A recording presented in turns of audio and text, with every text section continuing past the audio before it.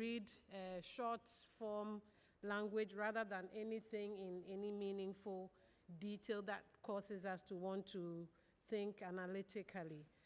So I consider it a good challenge that at such a time, the organizers of the event would think to take up the challenge of launching this magazine. I compared this time when people don't want to read, and there's research to buttress that point, to the times when I was growing up. I know I'm not that old, but even I can talk about times when I was growing up. And these were times when my father, bless his soul, he was a welder. And I will grow up to realize just how profound it was that every day that welder bought the Daily Graphic. When I grew up, I realized, wow, I mean, today's welder, I can't for the life of me imagine wanting to even read anything close to a newspaper. But he will subscribe to the Daily Graphic, not subscribe. Every day he will go to the newsstand, read everything that was there, and come home with the Daily Graphic. And sometimes he will force us to read. And I mean force, because, I mean, we were young. We didn't enjoy the kinds of things that were in the Daily Graphic. Those were also times when every so often my father would mark off passages in the Daily Graphic and ask us to read and come and tell him about it. I'm talking about a man who was a welder. He wasn't your most educated person. But that culture was there. People wanted to read. They wanted to know what was happening around them and were ready to invest the effort to do so. I also remember the times when my father would force us to visit the Accra Central Ghana Library Board. It has a children's wing, and on Saturdays, we either went to his shop to learn how to weld. Yes, I can do a coal pot for you. Or we went to the library to read. I don't know whether my father knew what we spent our time at that library to do, because he didn't stay there with us. He took us there in trotro, sometimes gave us money to go there by ourselves, and by a certain time you were supposed to be back. I don't remember liking him for doing these things. In fact, I'm almost sure I didn't like him for doing these things. But I know that when I look back, I'm very grateful for those foundations seeds that he laid, because if I have anything close to a good vocabulary, I imagine it is partly because of those interventions he did.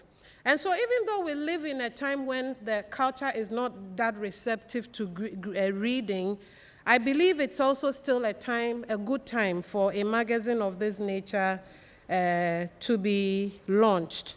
But we shouldn't also forget the fact that the magazine is being launched at a time, particularly when the media, traditional media, and in particular the print media, is under a lot of threat. I can go on and on about the many reasons, but one of the curious finds from our research that we are about launching on Wednesday, the State of the Ghanaian Media Report, one of the curious things is how the newspaper industry is struggling, because post-COVID, people don't even want to hold the print for fears of getting infected with the disease.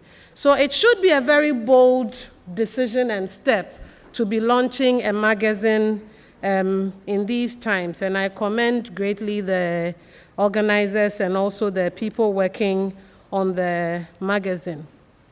However challenging the times are, whether it be for reading, whether it be about the newspaper industry and the broad traditional media space and the challenges they face, I think that one could ask, but if not this time, then when? When would it be a better time to launch such a magazine? If you're in Ghana, you know that apart from corruption and complaints about politicians chopping our money, one of the commonest topics we talk about is the media and how the media may not be delivering to expectations, etc. So we do need conversations about Ghana's media. Anybody who is interested in the future of this country, in the democracy development of this country, should also be interested in conversations about the media, the challenges within, and how to improve it. That, of course, is why the department is launching the State of the Ghanaian Media Report next week. I think that while that kind of report, every so few years, gets us opportunity to test the pulse of the media, a magazine such as this one gives us a more frequent opportunity to look at happenings within the media industry and to see what the fault lines are and how we may improve it, all in the hope of ensuring that our collective future is secured and the democracy we pride ourselves so much to be doing well at is also well secured. And so let me use this opportunity to appreciate you for doing this work, but also to welcome all of you to the launch of the Media and Communications Review magazine. I look forward to the very exciting things that media scholars, media practitioners, media policy people will be writing in this magazine. But I also this evening look forward to the thought-provoking, he promises me it will be very short, thoughts from Professor Umaru Pate. Thank you very much and welcome everyone.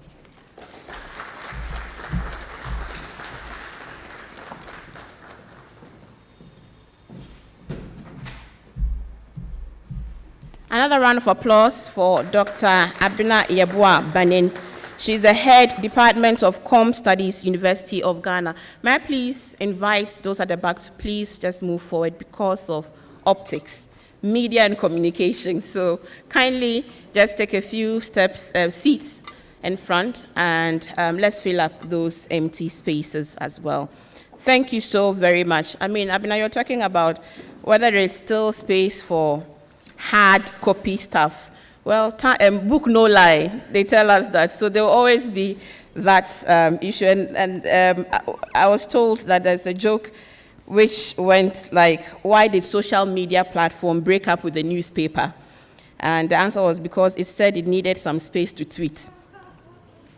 So we're moving on now to the rest of the program.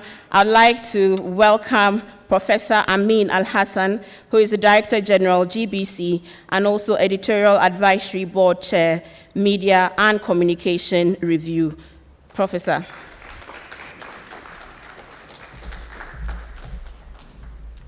Thank you very much, Shamima, and thank you, our chair, for giving us something to think about and to prepare our minds for today.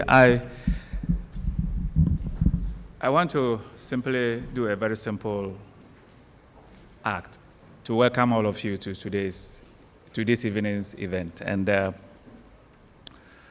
the idea of a magazine of this media and communication at a time when we've just had hard copies, sales are very challenging. It is very challenging times for hard copies in the market. And in an era of social media, in an era of WhatsApp, getting a hard copy journal of this type out there is something that is simply an experiment against all odds, in the sense that we've seen what is happening to the hard copy newspaper market. We know that even when we read these days, we want it soft copies. This journal, this magazine is deliberately going to be a hard copy issue. And we are welcoming you to this event to help us celebrate this very important moment and to give birth to this new baby. I will especially welcome Professor Umaru Pate, the Vice Chancellor from the Federal University at Kashere in Gombe, Nigeria, and his team for taking that step of traveling all the way here just for this event and agreeing to give us a lecture on a topic that is so topical in the sense that journalism education is actually an area that needs a redefining. So we have a space we are trying to create that will bring together scholars, academics, policy practitioners and policy wonks, industry actors into a common space. And the idea is to have a digestible content that will impact on our national development and beyond within the West Africa region, so that we can have a space, this space where content that everybody can read and understand, even as it tackles the complex issues that have come about through the results of technological convergence, the changes that have happened in the media technoscape, and the attempt to look into the future to see what isn't there for us in the future. We are very hopeful that today's event, which will be repeated every quarter, will be patronized and to help keep the market for the journal up so that we'll keep writing and discussing. If you take a look at the current issue, you begin to see the type of topics that have come about and how we have made them very accessible to everybody to understand. And the idea is very, very simple. For us here in Ghana, our media space hasn't seen any serious policy shift or change in the last 30 years. But we are dealing with an industry which changes every 2-3 months. So this journal will create that space that we will come together and share a common understanding that when the framers of our Constitution, way back in 1992, thought about the media, all the foundational ideas that defined their thinking have changed. Even the subsequent court rulings have changed, and the dynamics are not predictable. But through this journal, we will come together, share a few thoughts about how to make sense of the quick changes that characterizes the mediascape. It is one that we are going to see increasingly telecom, legacy media, new media come together into one in ways that if somebody was to visit the world after 30 years would not understand what we are experiencing. Very soon, all the spaces for competition will merge into one. But our country, Ghana, unlike our neighbor, our friends in Nigeria, we don't have anything on competition, to regulate competition in the media industry, in the communication industry. We don't have any serious regulation on competition. So gradually, what we are beginning to see is that it's a free-for-all. When you control a network, there should be a regulation that prevents you from taking advantage of the network to dominate other actors on the network. We don't have that in Ghana.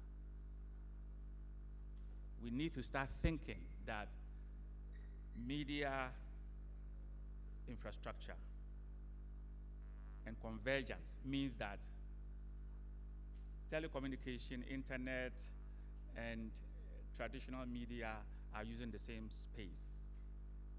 And if fairness has to be, if competition has to be regulated to ensure that nobody takes unfair advantage, then we should start discussing how to ensure that we have some rules on competition so that no player can take undue advantage over the other.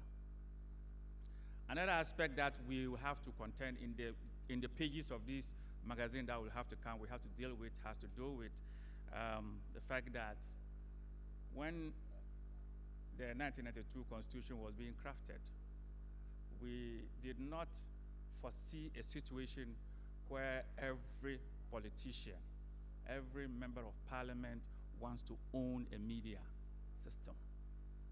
It's a threat to our democracy because these are the very people who must make rules and laws to govern our media system. And if they become the major owners of media, then it is time for us to have the conversation that if you own a media and you are a member of parliament, you should not ever contribute to any discussion on media regulation when it comes to parliament. You should not obstruct any attempt to bring in new rules to govern the new spaces that convergence has created for the media. These are very serious conversations that we have to engage if we must protect our democracy. And on that note, I want to once again welcome everybody here. I am very delighted about the mixture that if you look through, you begin to see that almost every area of the industry is well represented. And on that note, thank you very much and enjoy.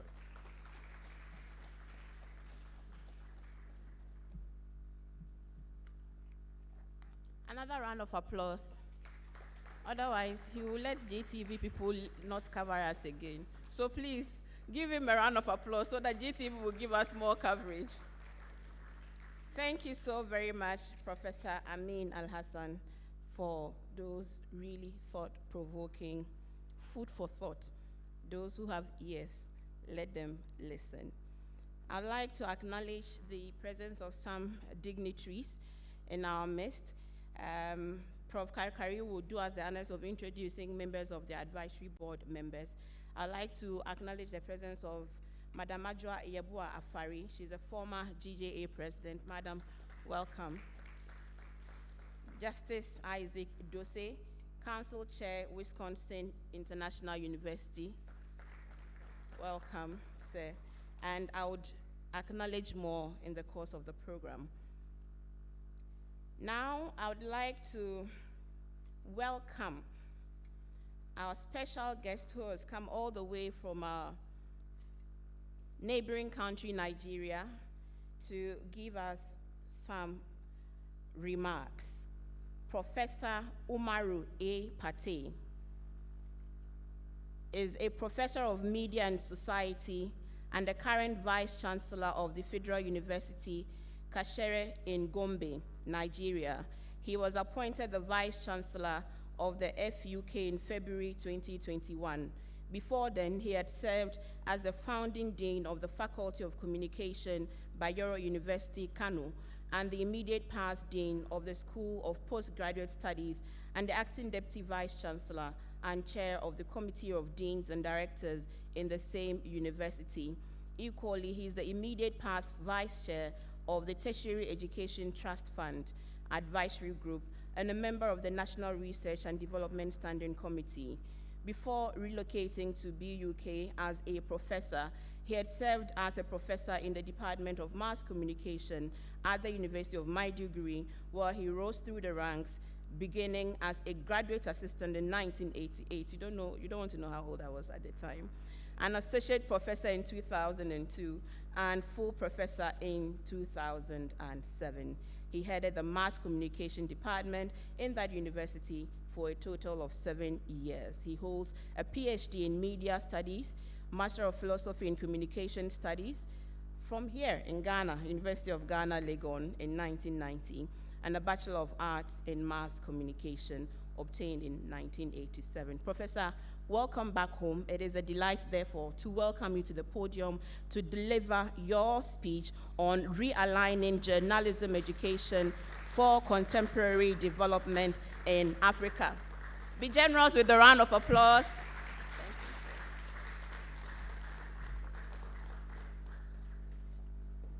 The chair of the session, the Director General of the GBC, other distinguished ladies and gentlemen, and of course my great teacher, Professor Kwame Karikari. I thank you for inviting me to be part of this epoch-making activity. Many of you may not know my relationship with Professor Kwame Karikari. He taught me as a graduate student at the School of Communication, University of Ghana, Legon, starting from October 1988 up to the time I left in June 1990. Led Professor Paul Ansah supervised my thesis. 3 of them taught us. Professor Paul Ansah, Dr. Isaac Oben Kwaidu, and our great Kwame Karikari. Kwame was always full of fire. His classes were never boring. While Professor Ansah will come in his own ways with his critical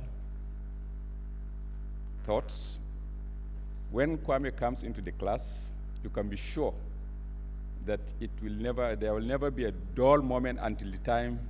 And if you want to learn the language of abuse, by the time you listen to the 2 of them, then anybody who makes the mistake of being a victim, all you need is to open that book of lamentation and abuses, and then take some few lines, either quoting Professor Paul Ansah or quoting Professor Karikari. But I'm sure with age now, the man has mellowed down. That's my thinking. I thank you very much for the invitation. And I think it is a worthy effort that all of us should join him in celebrating. You can see he's still full of energy. At his age, he's still coming up with new ideas. And I think the younger ones have every lesson to learn from Professor Kwame. We have one of his types in Nigeria, his very good friend, Dapo Oloruyomi. Dapo is still full of energy, still coming up with fantastic ideas, and helping to strengthen the industry from different directions. Well, I have decided on my own to speak on a subject which I believe will be of relevance to many of us, particularly those of us either in the classroom or in the industry. The issue of redesigning our journalism curriculum, or generally communication and media studies curriculum, to reflect evolving contemporary realities in the world. Journalism is dynamic. Society is service dynamic. Daily, newer things are coming up.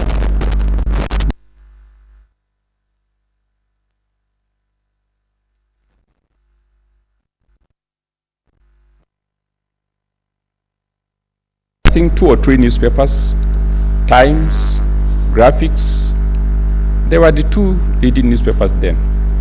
Then we had a lot of magazines, most of them from outside. West Africa, for example, from London, and then some few others. But today, the landscape has completely changed. Daily, I watch numerous television stations on satellite from Ghana. And the radio stations are limited too, both online and offline, which means things are really changing. We are now talking about convergence. We are not talking about AI. So what is the quality of training that those who work in the industry are receiving from us who are in the classroom? And there's this simple argument we always make. The classroom should be ahead of the newsroom, which means the quality of journalists that we produce must be those that can fit into the industry. And we know that a lot of changes are occurring, and the media industry has been at the receiving end. With the advent of the internet, the practice of journalism has completely changed. Not only the internet, the revolution in the communication sector generally has affected the way you practice journalism and the way you receive and consume journalism messages. The tools have completely also changed. So in the classrooms, are we also ready to do that? Now, I'll be speaking based on my experience in Nigeria. We have reviewed our national media and communication studies curriculum, which was launched sometimes last year by our vice president. It took us some time to do that. Very soon, you won't hear any course called mass communication in most Nigerian universities. We have shifted, and there are reasons for that. Like I've said, because of the advent of the internet, the revolution in communication and information technologies, then other issues like poverty, the rise in conflicts all over the place, the need to strengthen democracy, and the rise in populism governance, just like what the DG was talking about. And when we talk of populism in governance, we are talking about sentiments instead of objectivity in politics. You may not understand perhaps what I'm talking about. If you are coming from Nigeria, you know that things like ethnicity, things like religion, are key factors in our politics. And to compound the matrix, we have now what we call money politics. You might have heard about the change in our currency color shortly before the elections. The president did that hoping that it will control the flow of money in politics. But whether he succeeded in that or not is something that I wouldn't want to go into debating. But I can tell you, when the naira was not available, dollars exchanged hands. And I'm sure some of our scholars will be reviewing the impact of that particular policy in government. Now, because of all of these things that we have talked about, particularly for a country like Nigeria, our media is gasping for survival. There are so many existential threats confronting the media based on 4 or 5 major factors. You talk about funding, you talk about technology, you talk about content, issue of credibility, and of course, issue of freedom and safety of journalists. Because of the advent of the internet, the funding model that we are all used to in the media industry, advertising, sponsorship, and all of that, has almost collapsed. The big tech companies are taking over the adverts, and the conventional media are barely surviving. In 2018, or 2019 rather, I attended the World Editors Congress in Glasgow. And at that meeting, we were told that in 2018, the world made about $556 billion from advertising. Of the amount, the broadcast media and the print media got less than 40%. The chunk went to the big tech companies, Amazon, Google, call them. They are the people cornering the big chunks. And what are the implications? Our local media can hardly make the money to survive. And subscriptions in places like Africa can hardly pay. They can't make much money. So how can they survive? And how can we train students who can appreciate this fact and become media entrepreneurs upon graduation. And that's why we have to give a lot of attention to courses like media economics and management. And it's part of our curriculum today. This is for funding. Then when you talk of technology, in Africa, we are consumers of these technologies. We are dependent, we do not manufacture them, and we need money to buy these equipment and gadgets that can put us on the global map. But then, where do we get resources to import this equipment when we do not have the money? On the other hand, you have one individual kind of media organizations on the internet. You have blogs, you have all sorts of platforms. Individuals become the reporters, he's the editor, he's the managing director, he is the all-in-all. And he will be competing with you, the owner of a bureaucratic media organization where you have employed people, you have to pay them salaries, you have to do this, you have to do that. This is one fellow doing almost everything and attracting the attention of people and getting adverts because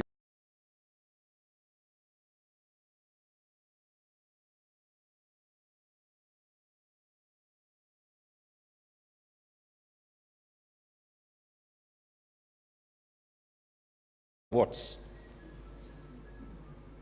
So you have these as a reality. So what is the way out? How do we equip our students to have the skills as well as the thought to be able to be competitive upon graduation? Yes, we'll encourage some of them to be on their own. But at the same time, we must be sure that the conventional media also survives. So this is another area that our new curriculum is focusing on, equipping our students with the right skills for them to remain competitive. Then the third issue is issue of content.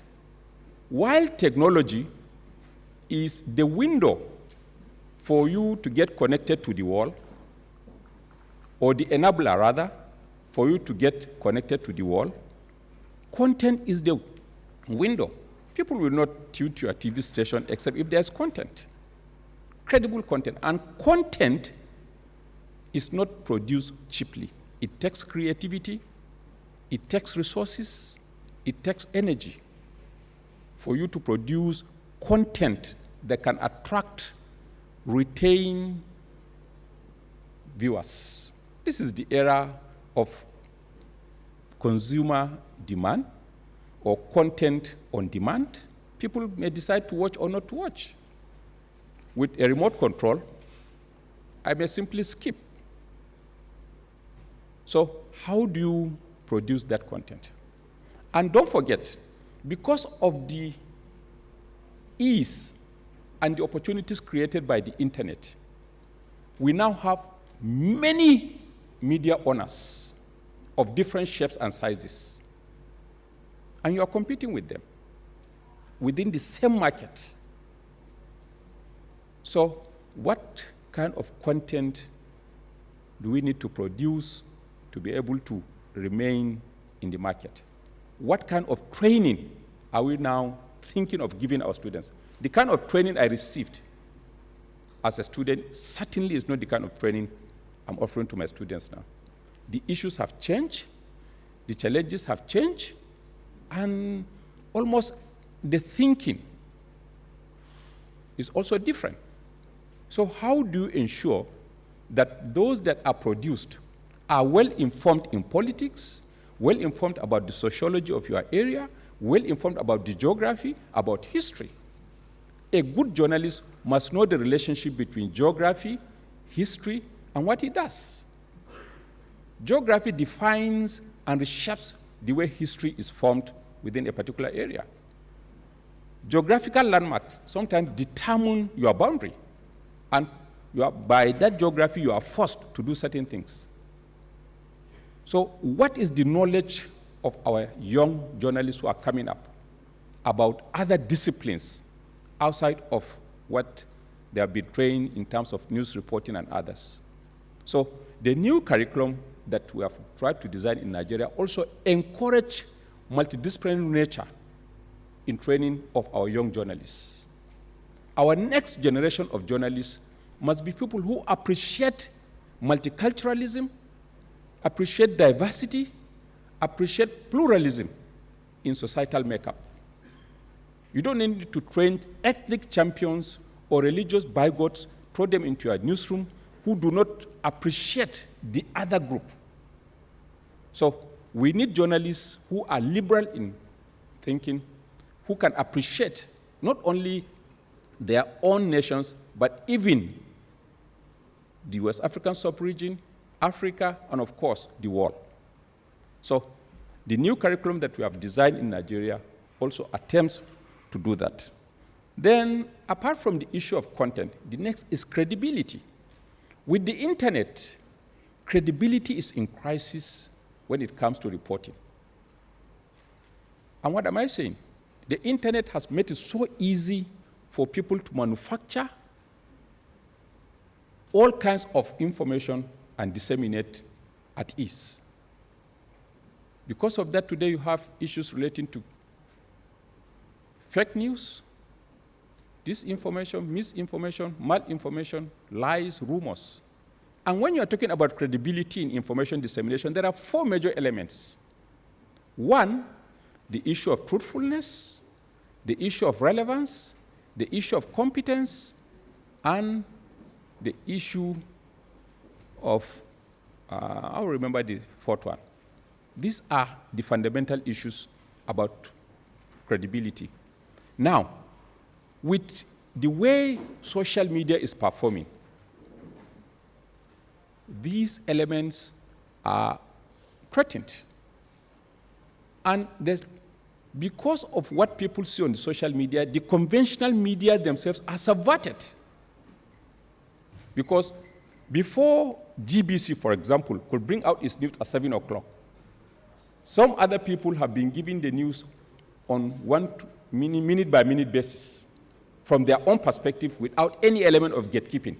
So by the time GBC comes with its own credible information, of course, we know this is what they are going to say. We have already known what we want to know. So news is now 24 hours breaking.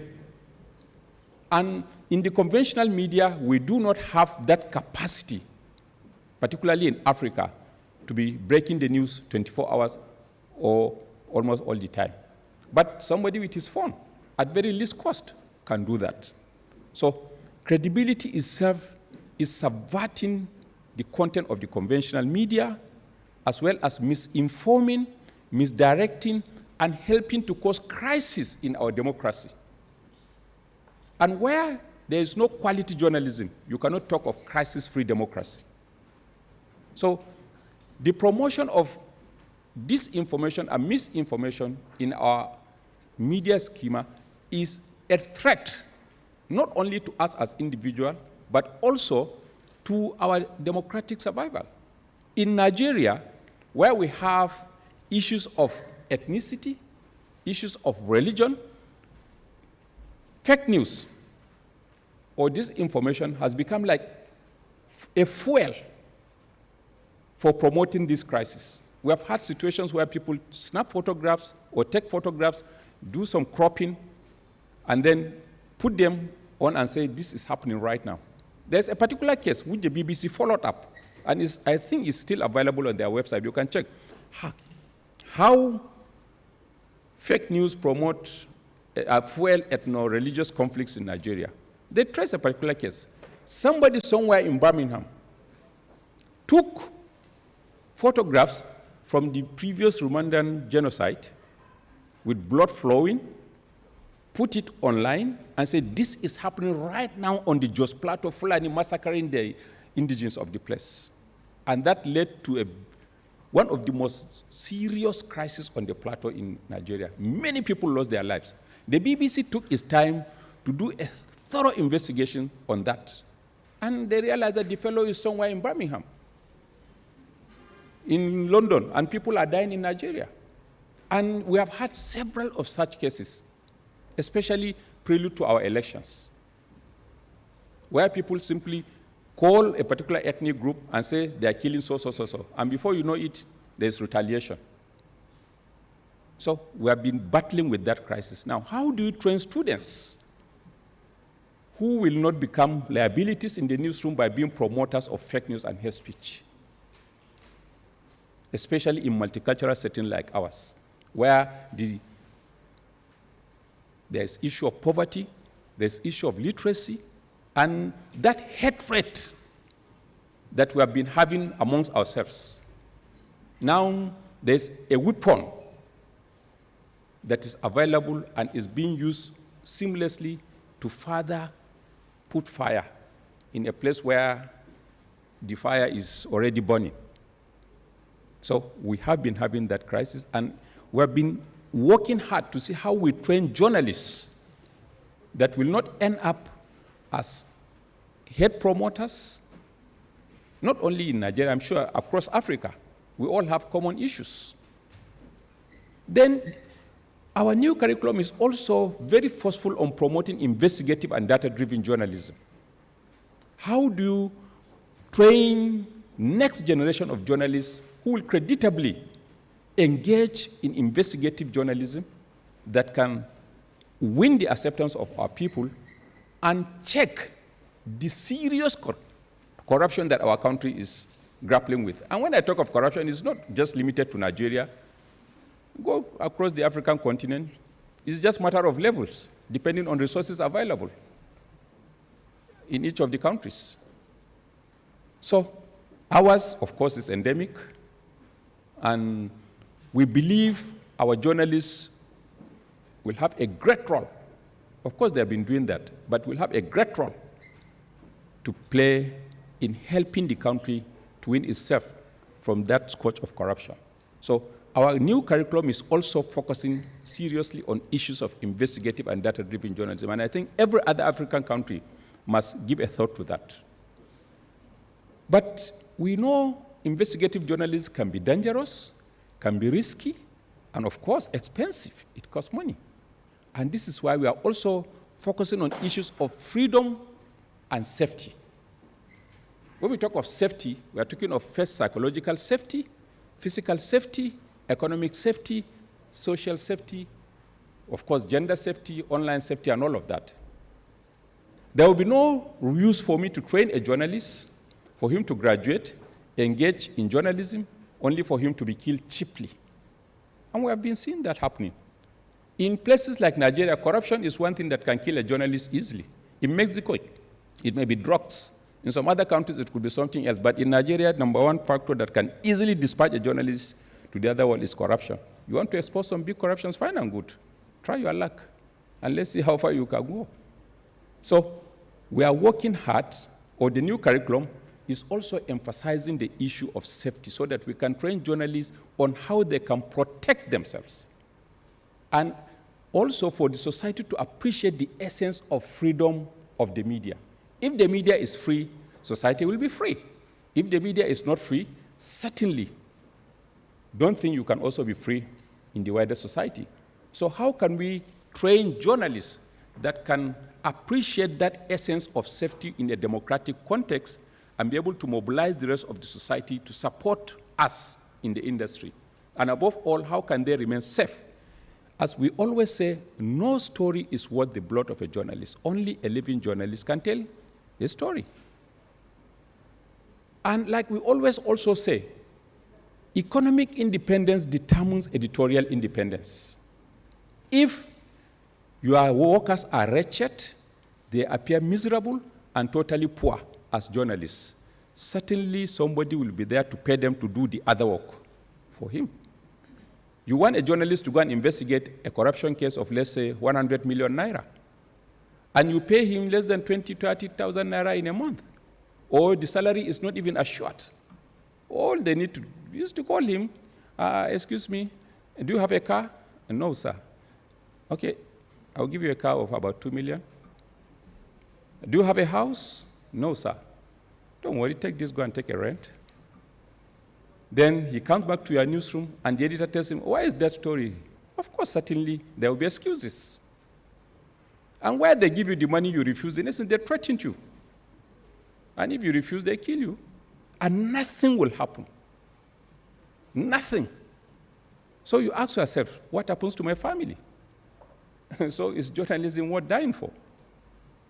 So we have to fight, if it means using the word, we have to fight to ensure that our journalists who are trained are also treated as respectable professionals.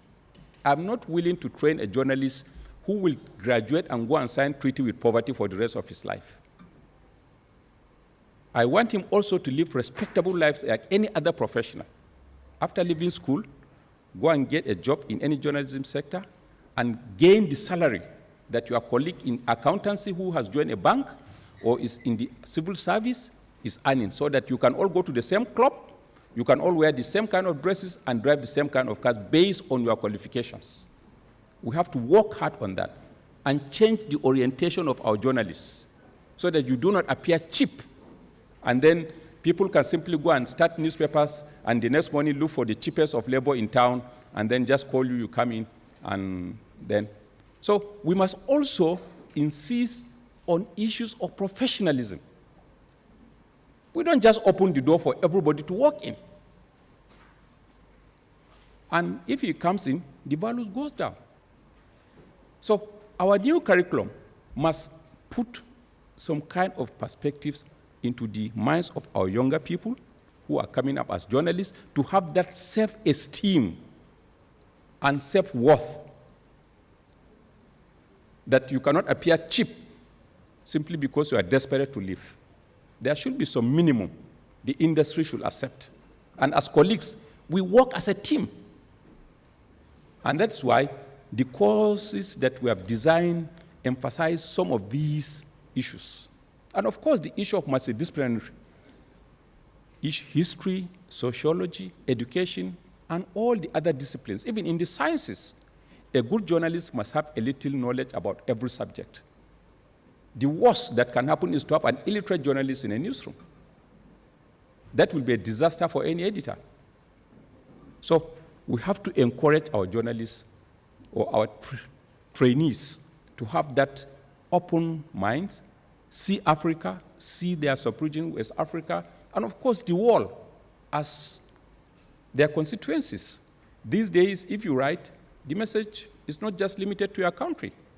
It goes out.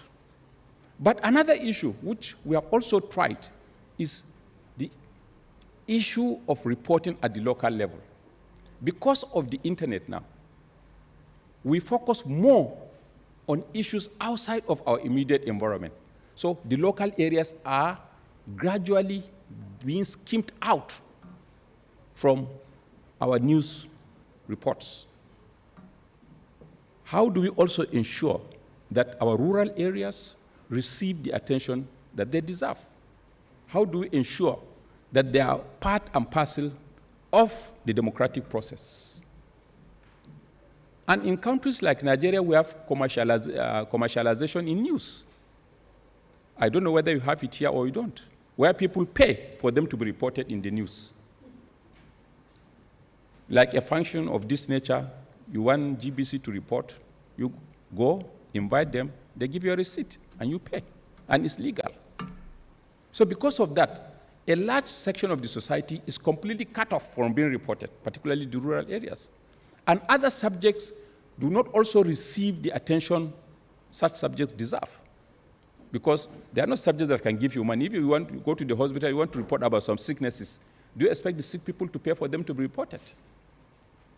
And for our politicians, this is good for them.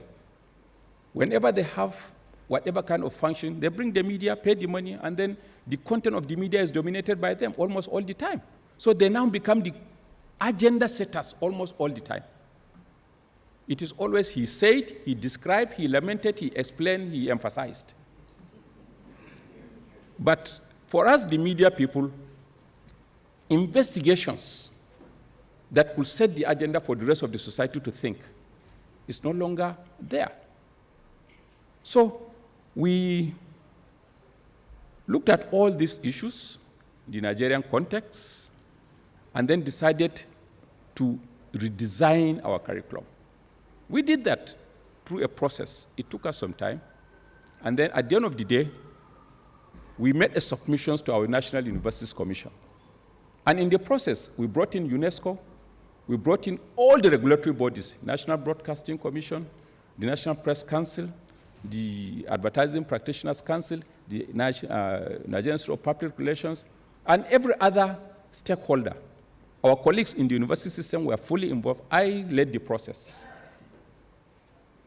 So it took us some time, we did, and then came up with 8 recommendations to the National Universities Commission, that instead of having mass communication, we are unbundling to have 8 new degree programs: BSc Journalism, BSc Information and Media Studies, BSc Broadcasting, BSc Public Relations, BSc Advertising, BSc Film and Multimedia Studies, BSc Strategic Communication, and then BSc, is it Development Communication, or which one I have not called? So about 8 new programs. It went through all sorts of reviews in and out of Nigeria. UNESCO took a look at it, and then our own National Universities Commission also took a look at it. Some of our senior colleagues in Nigeria and outside Nigeria took a look at it. Eventually, it went through some kind of clinical process and then eventually approved by government. Now, every university is required, based on its capacity and availability of resources, to implement this. And in Nigeria, you can start a faculty with 3 departments. If you have 3 departments, it means you can start a faculty. In Bayero University, for example, we have already established our Faculty of Communication. It's been working. And some other universities have also in the process of establishing. If you have enough staff and resources, you can start with all the 8. If you don't have, you can start with 3, 4. Over time, you introduce. And that has also brought another challenge. We need lecturers. We need staff, which means the issue of training must also be intensified. And not only training, but training based on the new experiences we are having today. Like with the coming of the internet, the country is busy trying to learn how to use the internet. We have sort of relaxed in terms of coming with the regulations that can help in governing the internet use and all the other things. So all of these things, issues of policies, just like what the DG said, it's not only Ghana. Nigeria too, we are battling, though we have our national IT policy. So we are battling with that. And the issue of resources to establish laboratories and the facilities required to go with the trainings. In Ghana here, you are lucky, maybe your population is not as big as our own. Right now, we have about 226 universities in Nigeria, government-owned and private. For government, we have 2 categories. We have state government-owned universities and then federal government-owned universities. Then for the private, you have all sorts of interest groups and individuals with their own brand of universities. But whatever kind of university you are operating, you have to abide by the rules of the National Universities Commission. If you want to run any media and communication programs, these are the courses available. And then for every of the programs, the government has, or the NUC has proposed about 70% content. Now, each university is required to produce its own 30% content to go with what you have, so that you can give your university some kind of focus and maybe personality. So far, these are some of the efforts we have been able to make. Like in Bayero, we have made a lot of effort. We have established a brand new television station which you can access. We are on DBS, you can watch. We have our radio station where I think Professor Karikari was once there. And all the universities are just doing that now. But it's not been easy getting the resources. And vice chancellors are busy building faculties because communication programs are attractive, even if expensive. But they attract a lot of students. So if you invest wisely, you are not likely going to lose. Students will always be there for you, and depending on the creativity and the seriousness of your lecturers. And we are now focusing on PG to ensure that every student that registers for a master's program is there for just 1 year or 1.5 years. There should be no issue of delay in graduating students. Equally, if you have registered for a 3-year program, like for a PhD, for example, you should graduate within that period of time, so that the programs could have the respectability of retaining our students, of attracting and retaining them, instead of a student coming in for a 2-year program, spending 4, 5, 6 years, and becoming frustrated at the end of the day. By the time he leaves your university, he feels he's terrorized, and he will never have any good feeling about that university. I became a victim at the University of Ghana, Legon. My result was delayed for about 1.5 years because somebody sat on that result. And Professor Asa told me blindly, clearly, so-so person is holding your result. And I confronted the person. I flew in from Nigeria, came to his office, said, you are holding my result. I faced him, told him, you are holding my result. And that affected my admission at a particular university in UK with scholarship. With scholarship.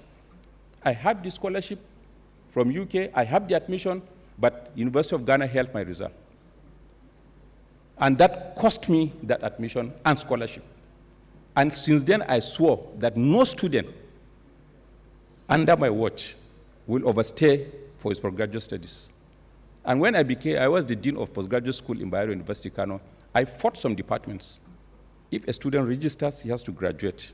You have been paid your salary, the student has paid his dues, so if you have any reason to delay, tell me why, as the dean of the postgraduate school. Why is this candidate not fit to graduate after he has completed his seminars, he has submitted his thesis, he has done his internals? So what are we waiting for? If he finishes today, let him come to the PG school and collect his result the next day. I'll take it to Senate. So these are some of the bad cultures in our system that we must also work to clear, so that our students will have that confidence and our colleagues will also do the work that they are supposed to do. I'm sure the discussion is extensive, but we do not have the time to go into all the details. But I thank you for your kind attention.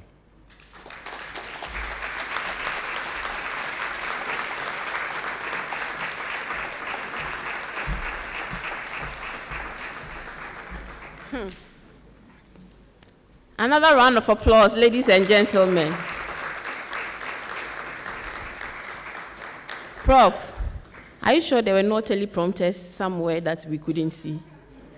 Do you see? Once a prof, have you seen my plaintive verse? Generation Z, please take your time. Why? We need this intergenerational dialogues and experiences. That was just awesome. I was just telling my friend Gina that the man is not reading any notes. And I was taking his notes. And his speech and everything was logic from the first introductions he gave us. If you think I'm lying, let me mention some of them so you see how he did this job. Please, thank you so very much, Prof, for such wonderful, wonderful food for thought.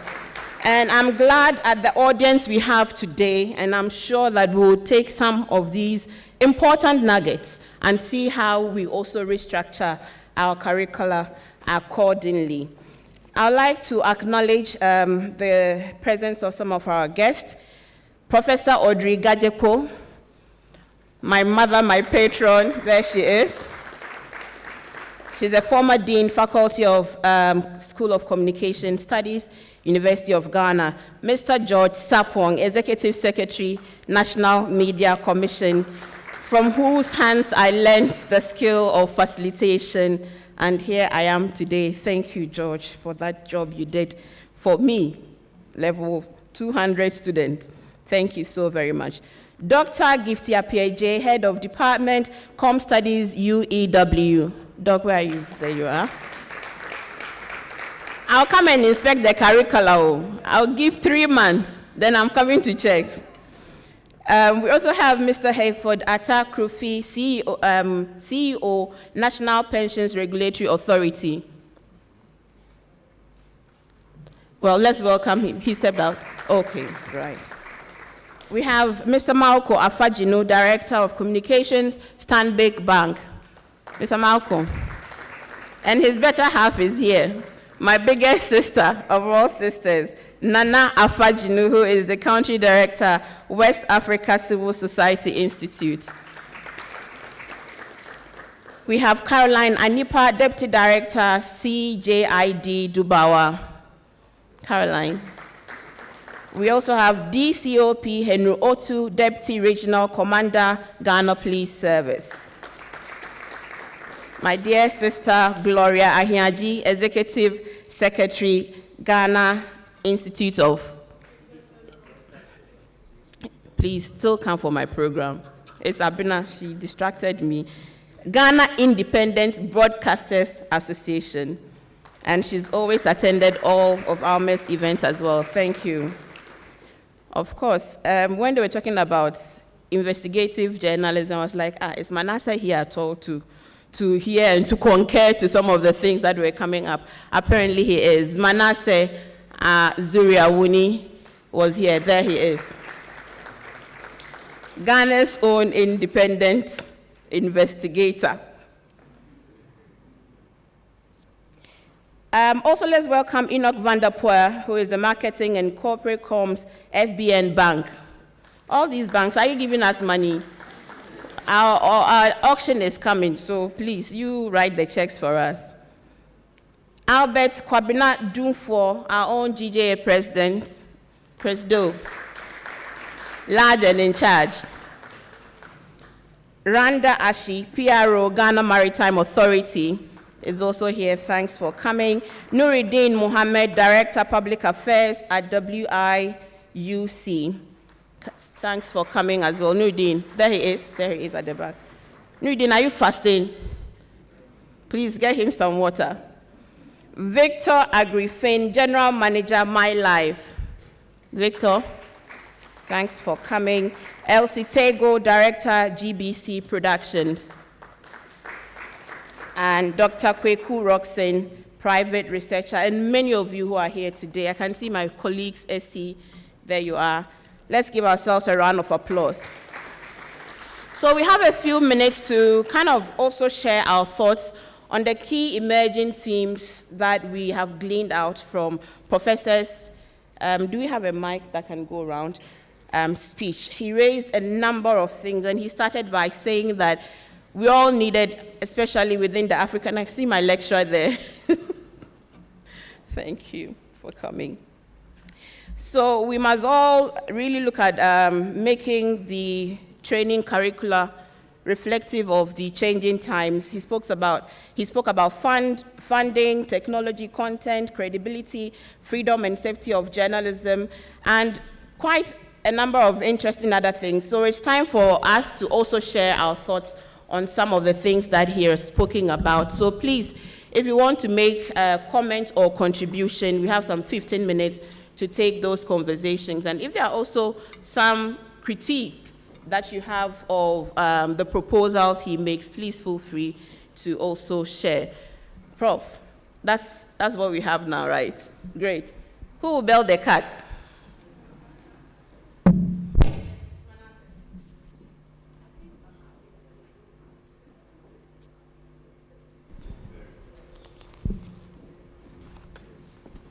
Thank you very much. I think I very much identify with the issues raised, and I'm so happy that the various segments of communication studies are being broken down, and then it would lead to specialization.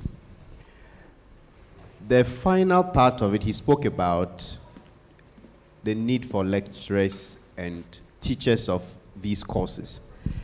And I am thinking that if we want to support in this regard, we should get to the point that the universities should be able to lower the requirements so that we have veteran journalists who have retired and they are sitting at home, go into the classrooms and then teach. I know people like George Sidney Abugri, Kofi Akodo. Growing up, we're reading them, writing very interesting features. They've completed and they are home. Somebody may finish a first degree, go on to do a second and perhaps a PhD, and that person is teaching features. I am not saying they are not doing a good job, but we also have people who have done this work for 20, 30 years, and they still have the strength to be able to share practical experience. So my suggestion is that for such professional courses, we should find a way of making it possible for professionals, because I know certain lawyers and judges who teach law who may not have had the academic qualifications, but when it comes to practice, they are on top of their game. So if we want to train journalists who can go to the newsroom and be able to do what is expected of them, then we should find a way of getting people who have years of experience to also get into the classroom, even if they don't have certain degrees that require them to be able to teach. Thank you. I wanted to ask you a brief question about, your own field and what you think is the future of investigative journalism in Africa. Well, the future doesn't look very good. I go around to engage students in almost all the universities. And increasingly, those students that even enroll for journalism 10 years ago, or I left 2010, about 13 years ago, the number of students who would want to do journalism was almost always higher than those that wanted to do public relations or advertising. Now, when you go to the classes and then you ask them to raise their hands, very few are interested in doing journalism. And when you talk about investigative journalism, you hardly find people who want to do it. And when you ask, the first thing is the danger and the kinds of harassments that you have to go through. And they tell you that it is not worth it when you even risk your life and then nothing comes out of it. Prof spoke about the psychological and emotional aspects of it, which don't always get the attention. People look at the physical harm, but sometimes you may be very healthy physically, but emotionally or psychologically, you are dying, because nobody is a superhuman, and whoever gets into this terrain is making a sacrifice. So the future of investigative journalism doesn't look good, and I think there should be that deliberate and conscious effort to not only get them to be interested, but those that are in the field should be given some kind of protection, some kind of support, so that those still in the classrooms will think that, well, if they are surviving, if they are doing well, we can also do better. And finally, I want to say that we should also encourage non-profit newsrooms, because that's the future of investigative journalism. Right. The traditional media organizations are finding it very difficult.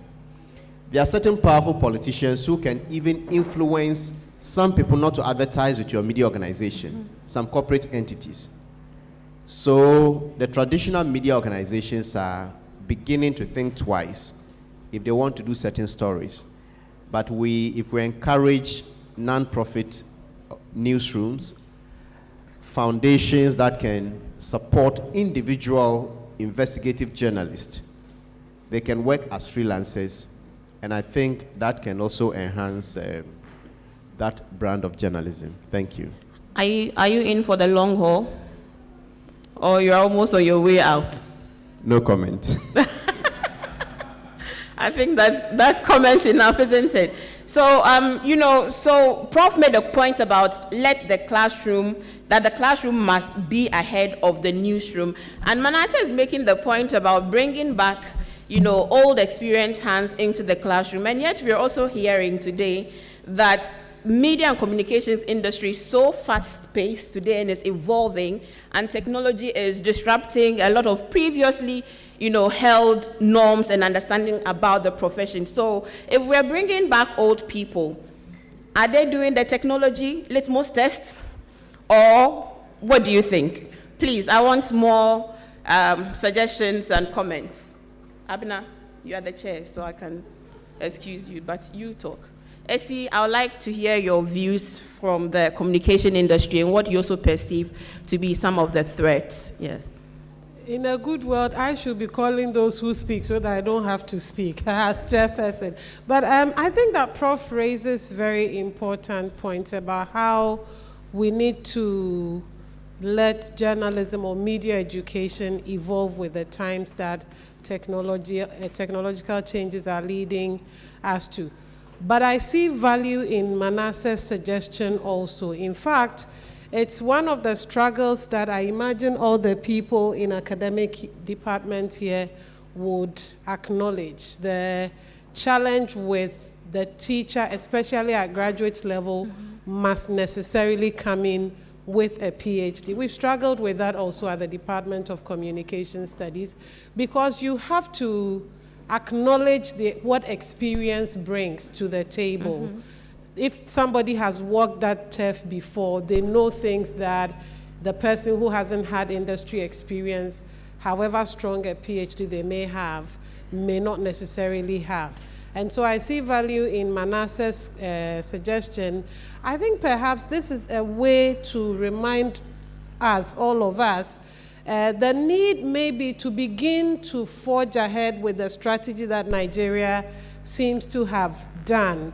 An integrated, all-hands-on-deck discussion about how do we change journalism education and what needs changing, how do we implement these changes, all the way to the point where curriculum is validated at a certain high level with good room. I like the 30% for curating to fit your circumstances.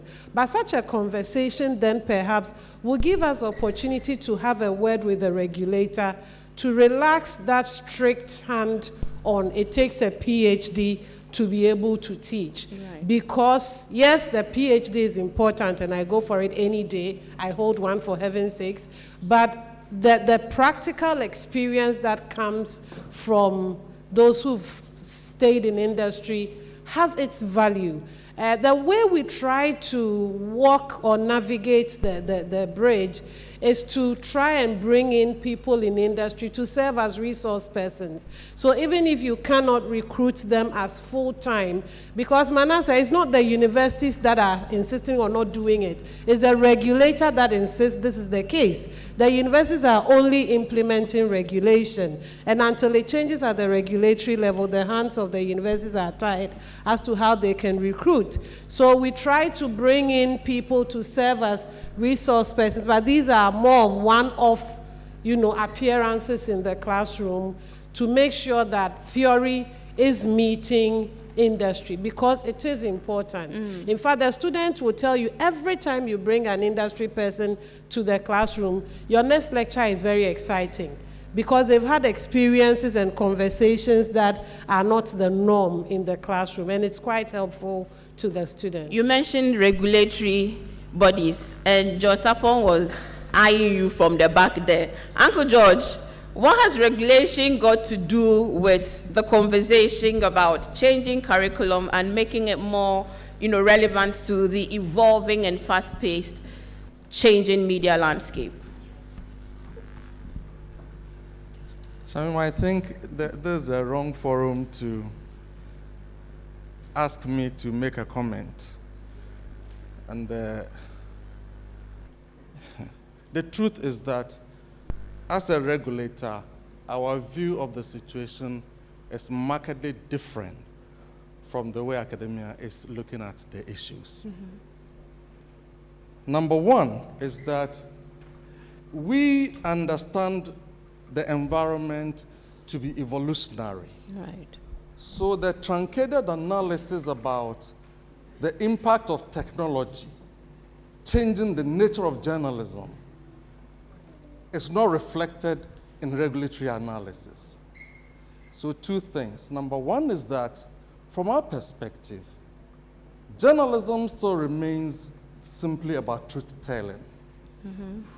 The methods that are available for the delivery of the messages, we were warned long before now when Marshall McLuhan said the medium is the message.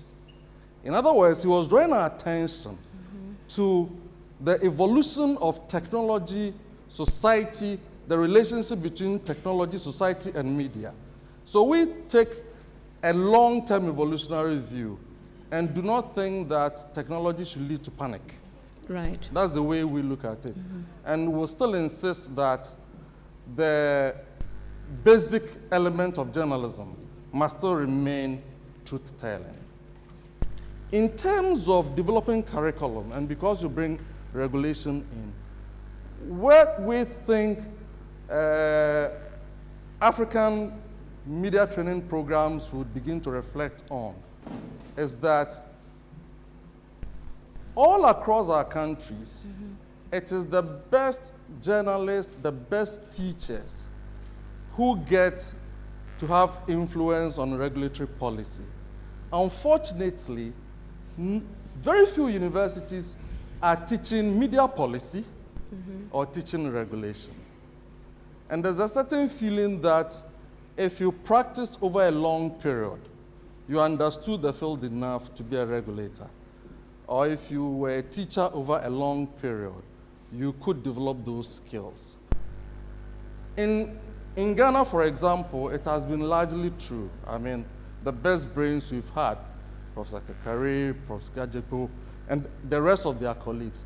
But the truth is that media regulation today in most environments has less than 10% media content.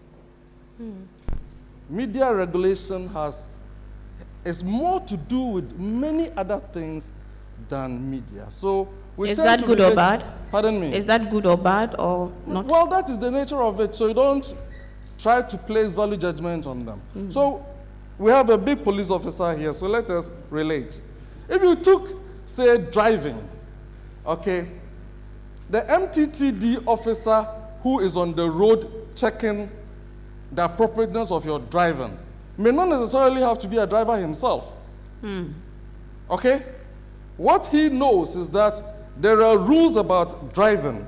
You can drive at this speed here. You can't drive at that speed there. You can drive on this side of the road. You can't drive on that side of the road. He doesn't need to know how to drive. You understand? And it is the same with everything in regulation. So, depending on the nature of the society or the nature of the economy, there could be more economics in media regulation than media. So in the US, where competition issues are big, Prof. Amin raised the question about competition. The people who are influential are the regulatory economists. In some environments where regulation is more about how much spectrum is available for broadcasting, and therefore regulatory policy follows there, the people who do it are the engineers. You understand? In some societies, it is the lawyers, depending on what the society thinks. So my conclusion is that in Ghana, it is there. In Ghana, you know them, so I don't. I won't make a point about that. But the point I want to conclude is that if I had an opportunity to make input into any kind of curriculum, I would say, let us take an expansive view of media policy and regulation and try to develop a program that also trains people in that field, because invariably, the way our systems are structured is our media professionals that we will still have to rely on largely to do media regulation. Thank you very much. Thank you so very much. Essie's hand is up. Yes, then I'll come, Essie at the back, then I come to Prof. Yes, I'll come to him after Essie. Thank you. I guess listening to Abna and George, it's obvious that we need to be getting to the place where Nigeria has been, because we need to have that broad consultation and look at a certain review of our curricula. But picking up from what Manasseh and Abna had said, I teach public relations at Wisconsin International University College, and I'm also a practitioner. I have a consultancy. And so for me, again, all right. So for me, I'm very interested in employees or students who are industry ready. But one gap I have found, whilst Manasseh makes a good point that we need to find a way to rope in practitioners, veteran practitioners, or practitioners into the academia, we need to find a way to ensure a seamless integration so that we also scale up.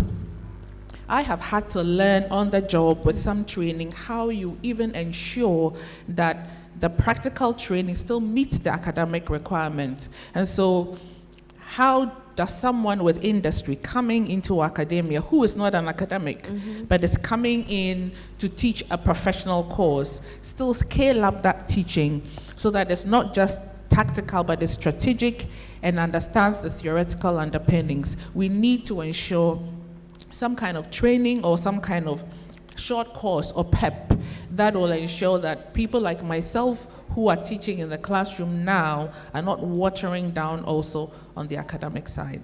Thank you very much. I mean, obviously, we all need to learn. Prof, answer chairman. Sorry, I'll take Prof and come to you. Everybody just needs to recognize that we all have to learn and continue to unlearn some of the things that hold us back. Prof. Thank you.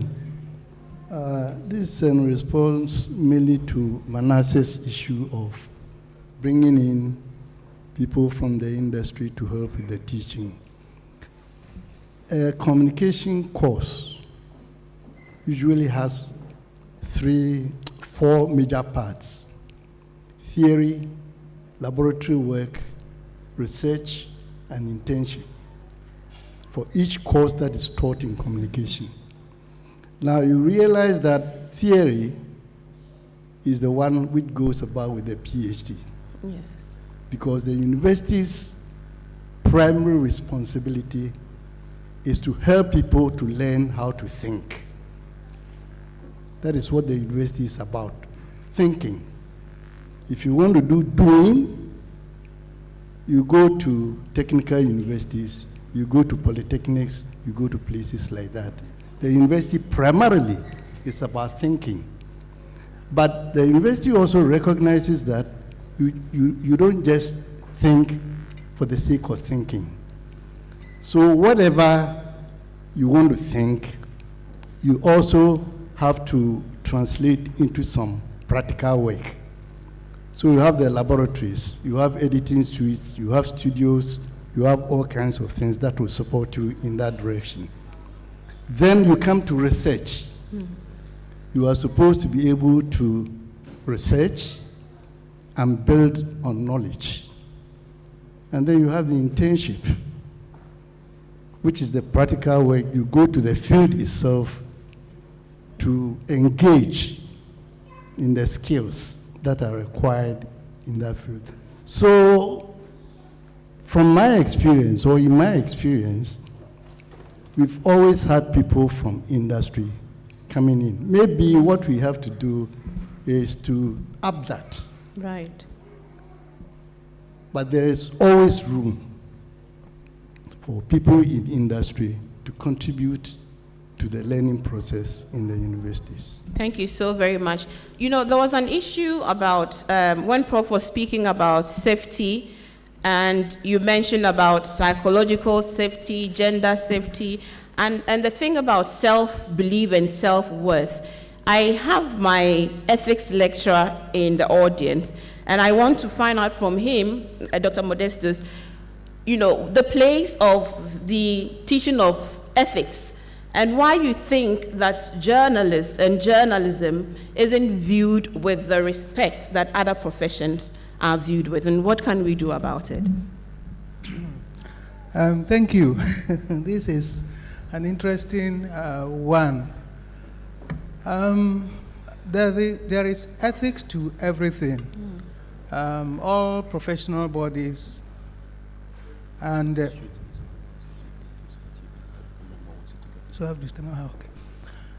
and all corporate entities have the ethical dimension to what they do. Now, for journalism and journalists, they have their ethical codes they have to follow. But in addition to that, we have the personal aspect of ethics, which they must follow. But I keep telling students that the problems we have in this country is because we are not so much as ethical people. We must know what is right and do it.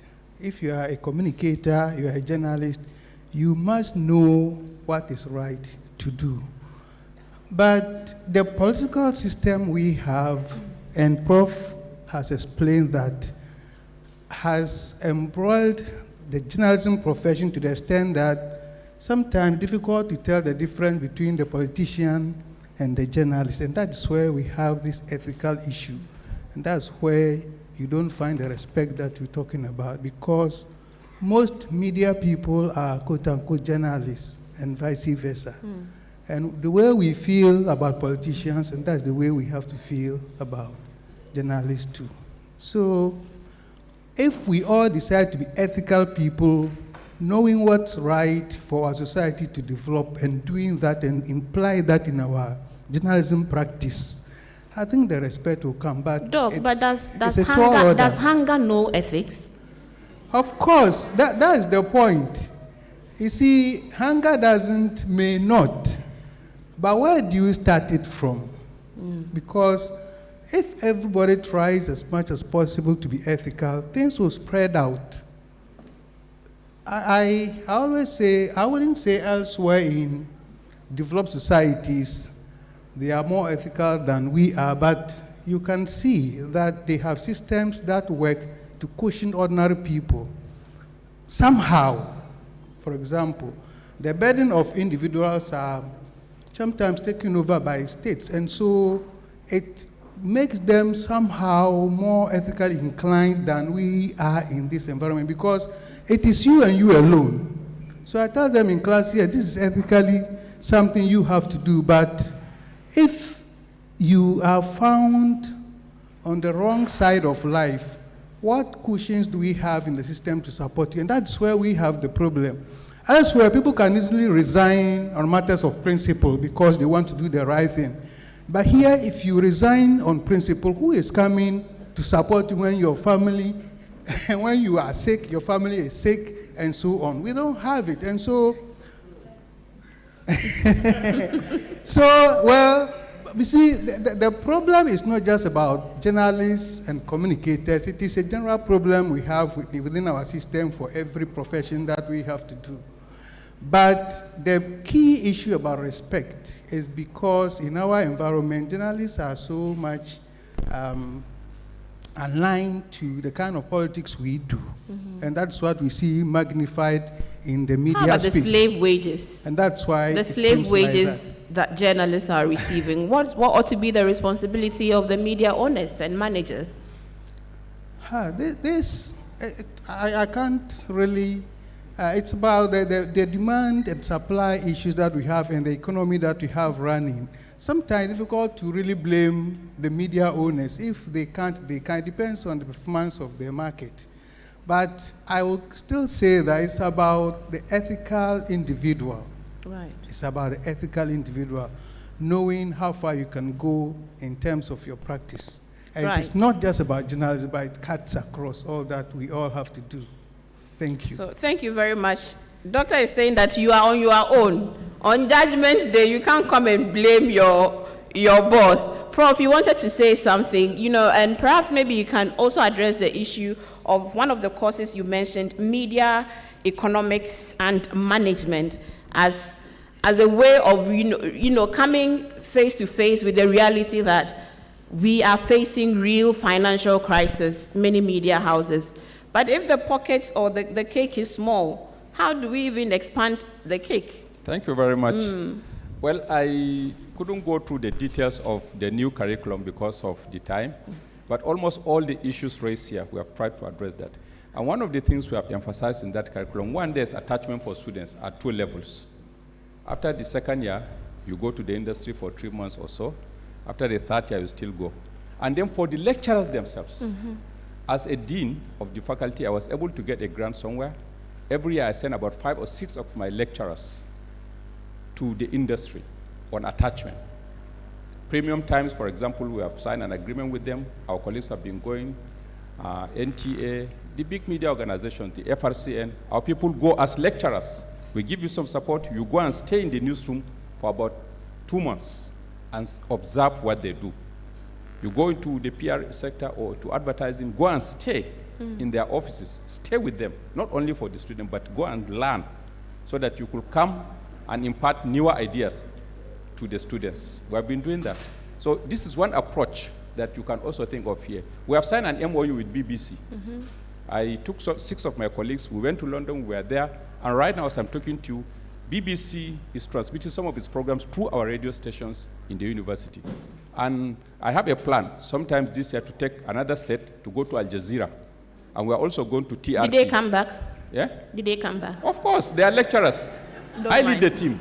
And this money is not coming from the university. I source for the money.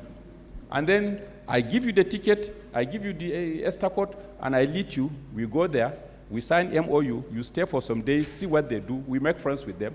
So right now, Yaredo has just finished discussing with the TRT, the Turkish television. I've been discussing with Al Jazeera. My own problem is time. Yes. So otherwise, we'll be going around the world. We look for the money, and then we travel, and we open our eyes. I tell my lecturers, look, go and see. Even if it means just going, just go. Remove this classroom mentality. Don't think you are a local champion, you are a university. Just move around, integrate with people, so that you know where you, so that that humility to learn and come and impart will be in you too. So we have been doing that, and you could also do that here in Ghana. We may also have some people in the industry who are professors of practice. You can bring them as professors of practice. Unfortunately, the university system cannot pay. Our pays are very low, and some of them are big people. So don't even approach them from the angle of pay. Approach them from the angle of community service. Some of them will be willing to give you support, all form of support. Then one strategy, if you are going to review your curriculum, insist that the industry and government is fully involved. The logic is this, like what we did in Nigeria. Some of the big guys in the industry, we brought them. Now it is the time of implementation. They have to come and contribute. Some of them are bringing in equipment, some of them are bringing in money, some of them are giving also kind of support because they were part of the development of the new curriculum, and they know what it means. Equally, government, we insisted. With the executive secretary of the NUC and some other people, we went to see the vice president of Nigeria before launching the document, and we begged him, sir, come and launch this document for us. And he agreed, and he came. The logic is this. By the time we are going to implement, we will go to government.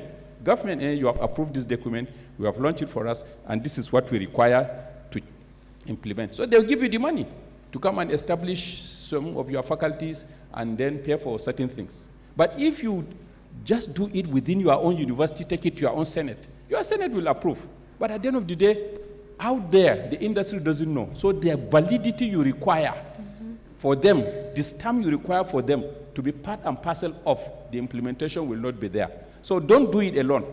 Insist, call some of the big names, let them come, even if they are not going to read. When you finish, give them the document to validate. When they validate it, then you could now take it to your Senate, you could take it to wherever. At the end of the day, if it is approved, you know that there's collective ownership of this document. And so when it comes to implementation, there should be part and parcel of it. And then encourage our colleagues to go to the industry. Let them go and spend some time with our colleagues. Then for the social media, we have designed a specific degree now, Information and Media Studies. It all deals with this issue of computational media and all of that. It is just about that. If you bring in students, let them go and learn about this social media thing so that you don't just allow people from nowhere who have no journalism background, who have nothing, they don't even know what is news, the values of news. But by the time you train them, they could go and become bloggers and whatever. But so is that a core orientation? Is it a vision to be a core? Is it a core subject? It is a degree, BSc Information and Media Studies. BSc is a 4-year degree program. So by the time they graduate, the ethics is in them, the profession is in them. And so they will have some level of respectability. Right. Instead of just trying to gather followers, how many hits, so they create and manufacture fake news and be distributing and saying all sorts of things. So then you say hunger does not know boundary or does not know ethics. Yes, but hunger also goes with self-respect. And this is what we are saying. There must be collective action on the side of the journalists themselves. Yes. Nobody will stand and defend you. They have to organize themselves. And if they organize themselves, no employer will confront them and give them peanuts or refuse to pay them salary at all. Above all, strengthen your relationship with civil society in the university system. And we have been doing that. So the journalists union itself must strengthen its relationship with other civil society organizations so that in the case of any issue coming up, you have others to support you. So I think these are some of the things, but by the time you go through our curriculum, I have made it available to Professor Karikari. and I think I've sent it to Abna too. By the time you go to the comprehensive curriculum, a lot of these issues that I've not even talked about have been addressed. Thank you so very much. I mean, you spoke about, Suleiman, I'll come to you. I saw the GJA president. Did he leave? I wanted to give him the final words to also speak on behalf of the journalists. Suleimana.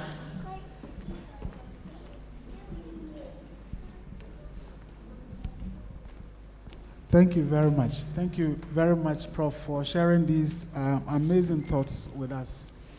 I think the perspectives from academia indeed is something that we need to continue to reflect on.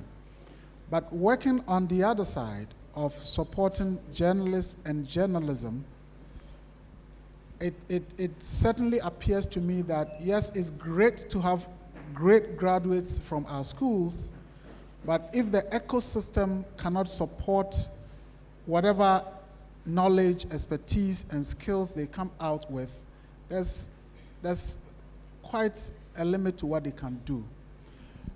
The Media Foundation set up the Fourth Estate just about 2 years ago. It's about 2 years, 2 months now, to do great journalism. So we brought together a team of journalists that we thought would do a great thing. Now, as a foundation, 2 years, 2 years, 2 months, we've spent close to 300,000 Ghana cedis. That's about the equivalent of about $30,000 on legal fees. Battling issues in the courts, and these are still ongoing. I am wondering how many media houses in Ghana can survive within a year spending almost like 300,000 cedis on legal fees, and the matters are still even ongoing. That's number one. Number two, I think, is the question of safety, and it's great that Prof is from Nigeria. If you go on the MFWA website right now and you go to the Nigeria page, within the last 1 month alone, it's either a journalist has been beaten, a journalist has been detained, police refuse to release phones even despite a court order, and so on and so forth. Over the last, in fact, Nigeria right now is the worst for our region, even though you say, well, in terms of population, it's okay, because 200 and something, if you have 10 cases in Ghana and 20 cases in Nigeria, maybe it's almost about the same. So the issue of safety is critical.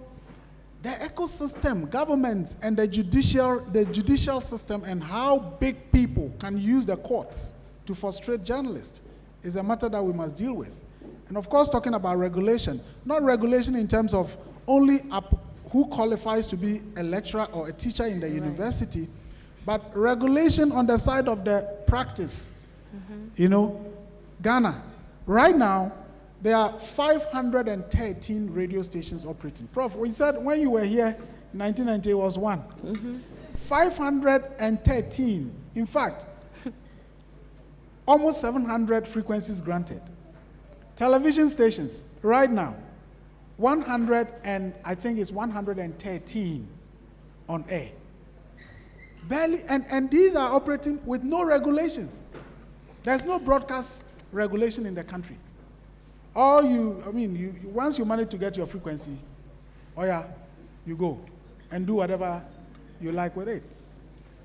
I don't think that an ecosystem like this, no matter how great our teachers and our professors do their work at the universities, and no matter how great the curriculum may be, would support the kind of journalism that we are talking about. So, on the other side, apart from what is happening in the schools, I think we need to do more on the other side to ensure that we have great journalism. Right.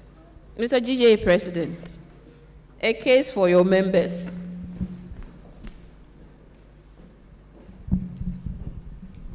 Thank you, Shamima. I'll dwell on the professionalism bit. And I think when Prof was speaking, he also made mention of how we can get the stories out of our local communities, especially the rural areas and all that. And with the emergence of this social media and the new media, we all believe that the focus has always been on the cities. The focus has been on political figures and all that. not community development in our local communities. One of the things we decided to do as a GJ and as a body, we came with a transformational agenda.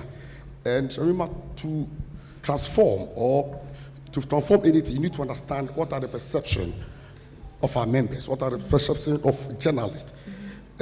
You bear with me, look, a program like this, very educative program like this, it will surprise you that you'll find only few media houses or newspapers giving you front page publishing. Why? Yes. Why? Because there is a certain perception. And before we transform, we need to change that perception.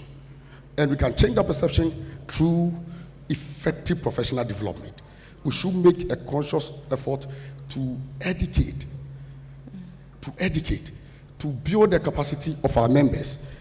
Yes, because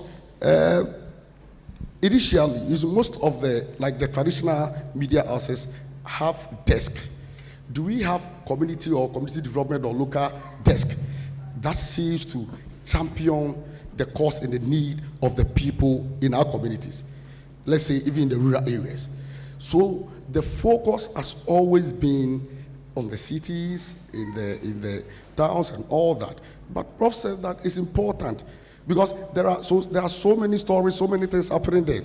One thing that we are trying to do is to launch what we call See Something, Say Something to a Journalist initiative.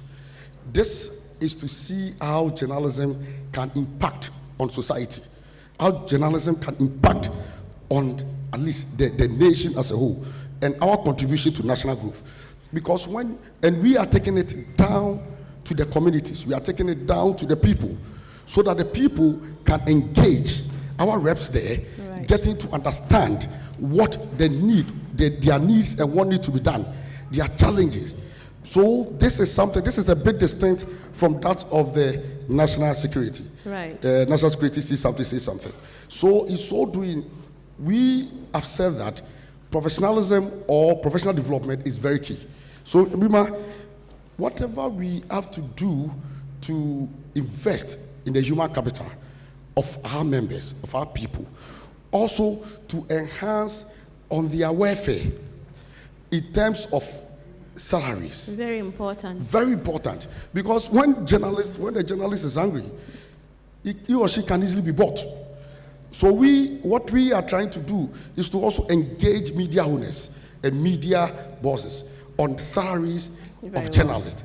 This is something we have started. And I believe that once we get the support of the likes of Giba and all the rest, we'll be able to get somewhere. Thank you.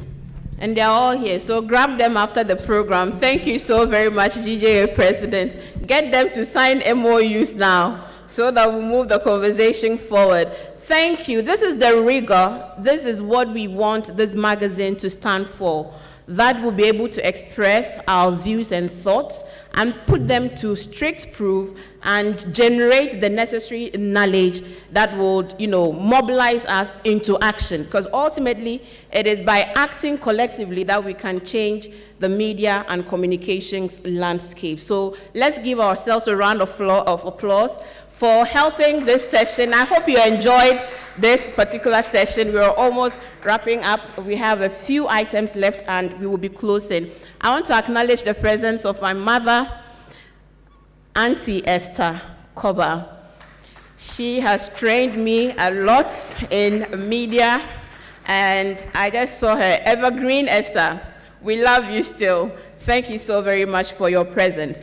We're supposed to have an interlude. Is it a drumming music? Look like we're moving on. So I would now invite Professor Kwame Kakari, who is the editor of this magazine that we're about to launch, to tell us why, with regards to the vision for this magazine. Let's welcome him with a round of applause.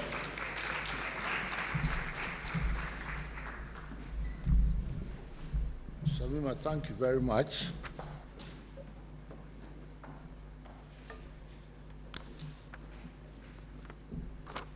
Madam Chair,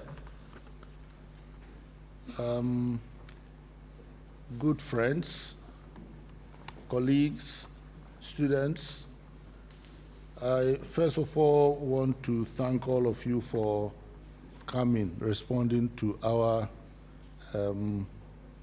invitation. There are so many good friends here. Esther, I'm glad you are here, Esther Koba. I'm so happy you are able to come.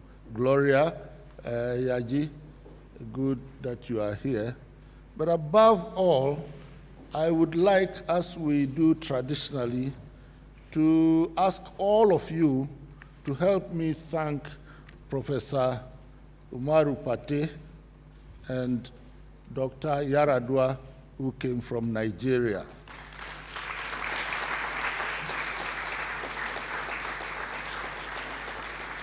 Since Professor Pate graduated from the University of Ghana here, we've been communicating on so many things about his progress in scholarship, his progress in his work as a lecturer to his full professorship and all of that.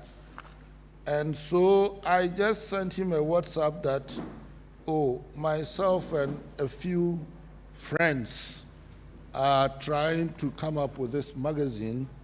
And then he said, look, when you are launching it, I'll come at his own cost, airfare, hotel, everything.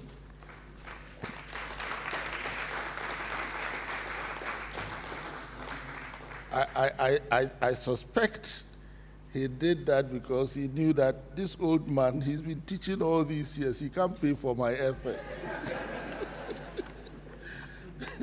And then just 2 weeks ago, he told me that a former colleague of his at Bayero University in Kano, Dr. Yaradua, and then another professor wanted to come, but that other professor has some assignment, so he couldn't make it. So thank you very, very much. That's a true Nigerian spirit. You know, Ajua Ebuaferi, thank you for coming. Ajua is such a wonderful person. When we were discussing the issue of experienced people who don't have PhDs and therefore are not brought into the classroom, one of the persons I thought about was my sister here, Ajua, a thoroughbred journalist who, when she writes, I mean, you don't have to put a dot or cross a T. And yet, universities say she doesn't have a PhD, so she can't teach journalism. I mean, what kind of perfidy is that?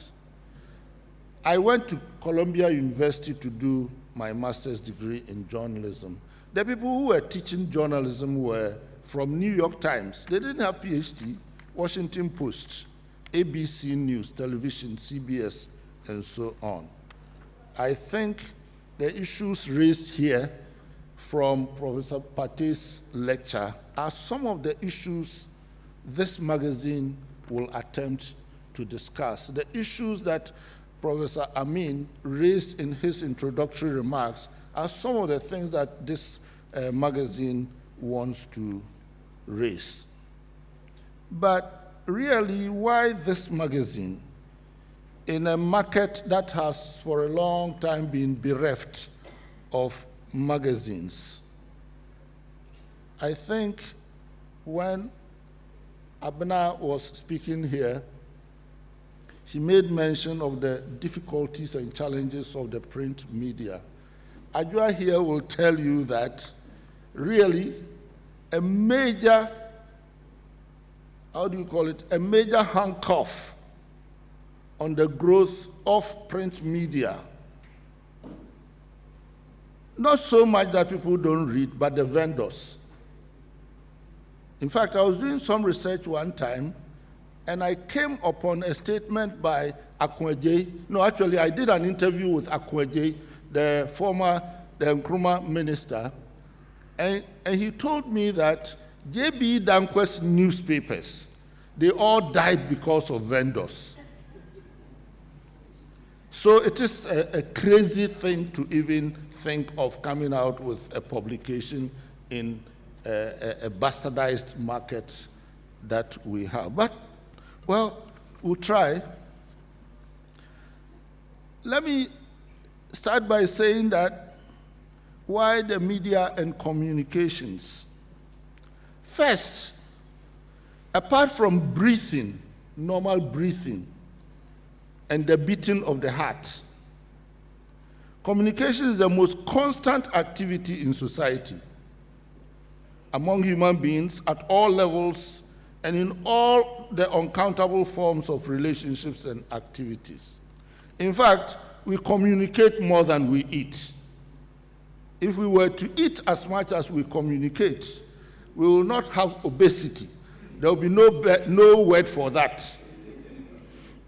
Second, in economic and business terms, because of the primacy of communication in the lives and activities of societies, today, with the development of communication technologies, communications businesses have become the most profitable, the biggest business entities, surpassing within a very short period of time industrial production and financial institutions across the world.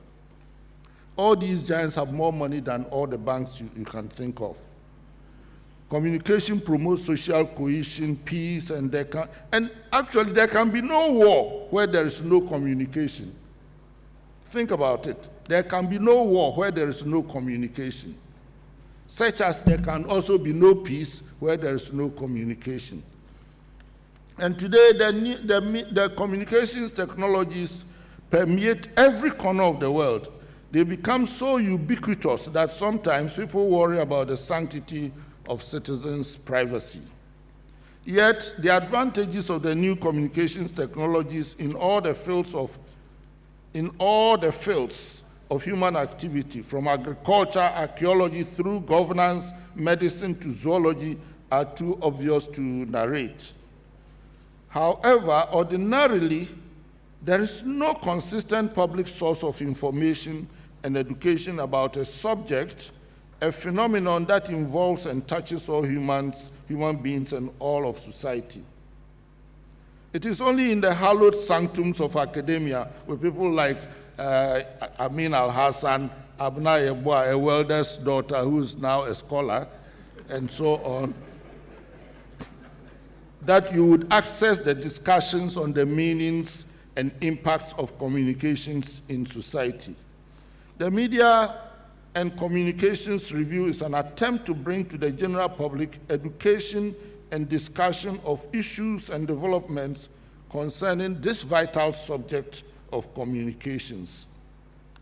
This is only a beginning which can only be sustained by the support of the public through patronizing and reading the magazine, offering productive criticism, contributing material for publication, advertising in its pages, and joining the discussions and debates it raises.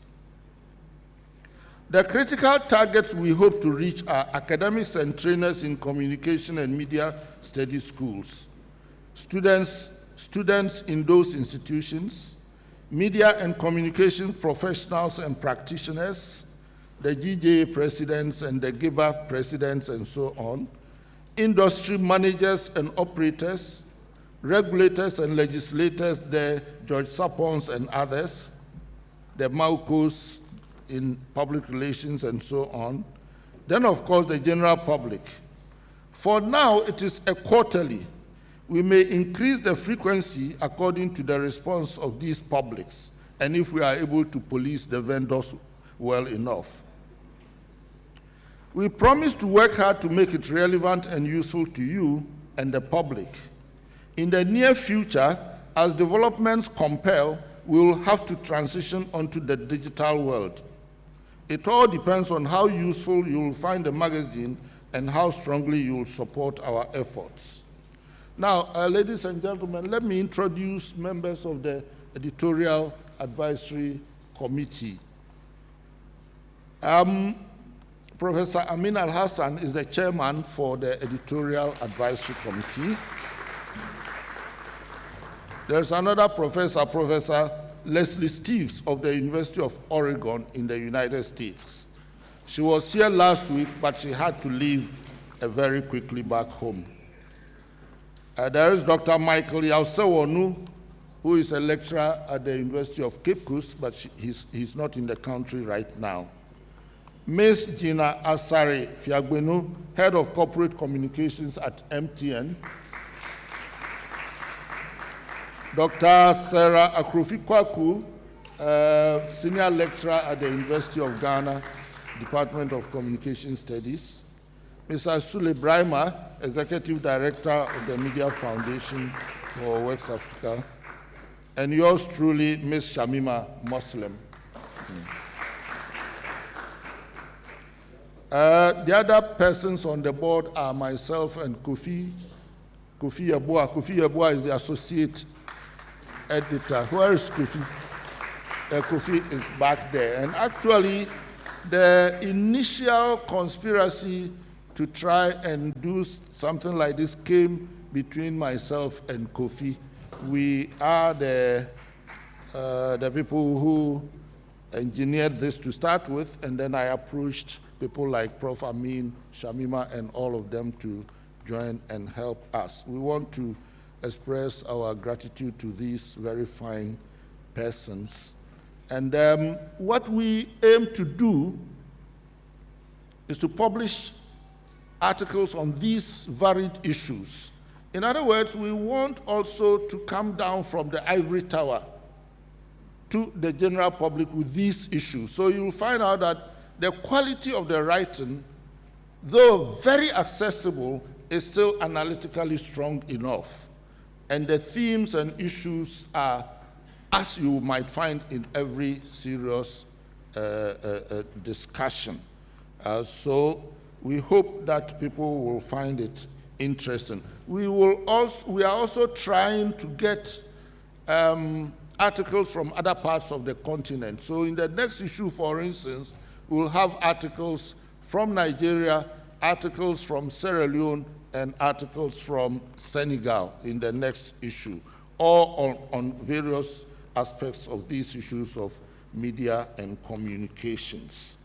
We want to express our gratitude to the class of 91 of the School of Communication Studies in Legon. I don't know if Barbara was able to come here, but the class of 91,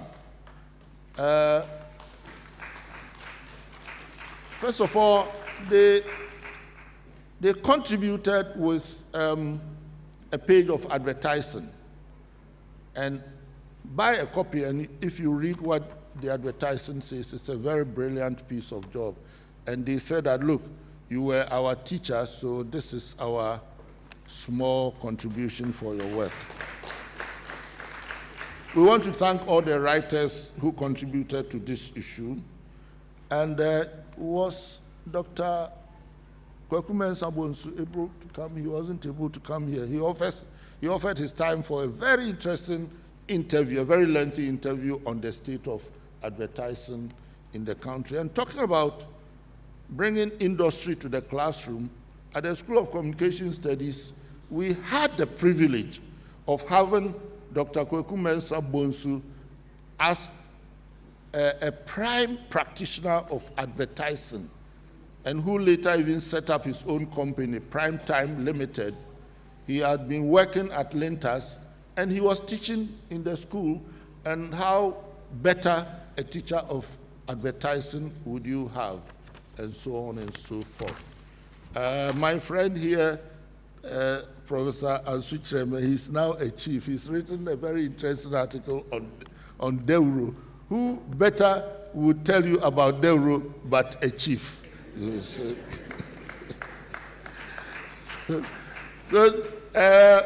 Thank you very much for coming. And this is the magazine. It is here. Shamima will try and coax you to dip into your pocket and support the cause. And when you do support the cause, it will go very far. You will learn a lot, you will enjoy it, and you will also cherish why you spent this evening with us. Thank you very much.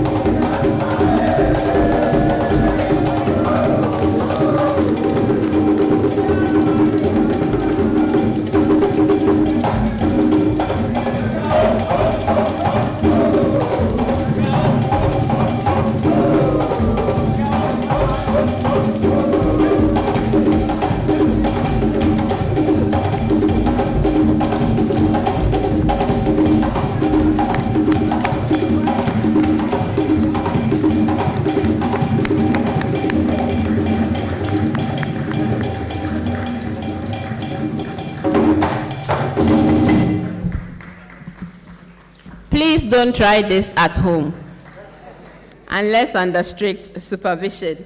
Right, so we're almost at the end of the program, but it's the most important part of the program. I'm not a saleswoman, but Prof insists I must do this, so please just be kind to me. No long things, okay? I beg you. Remember this month, look, we celebrated Easter. We are in Ramadan.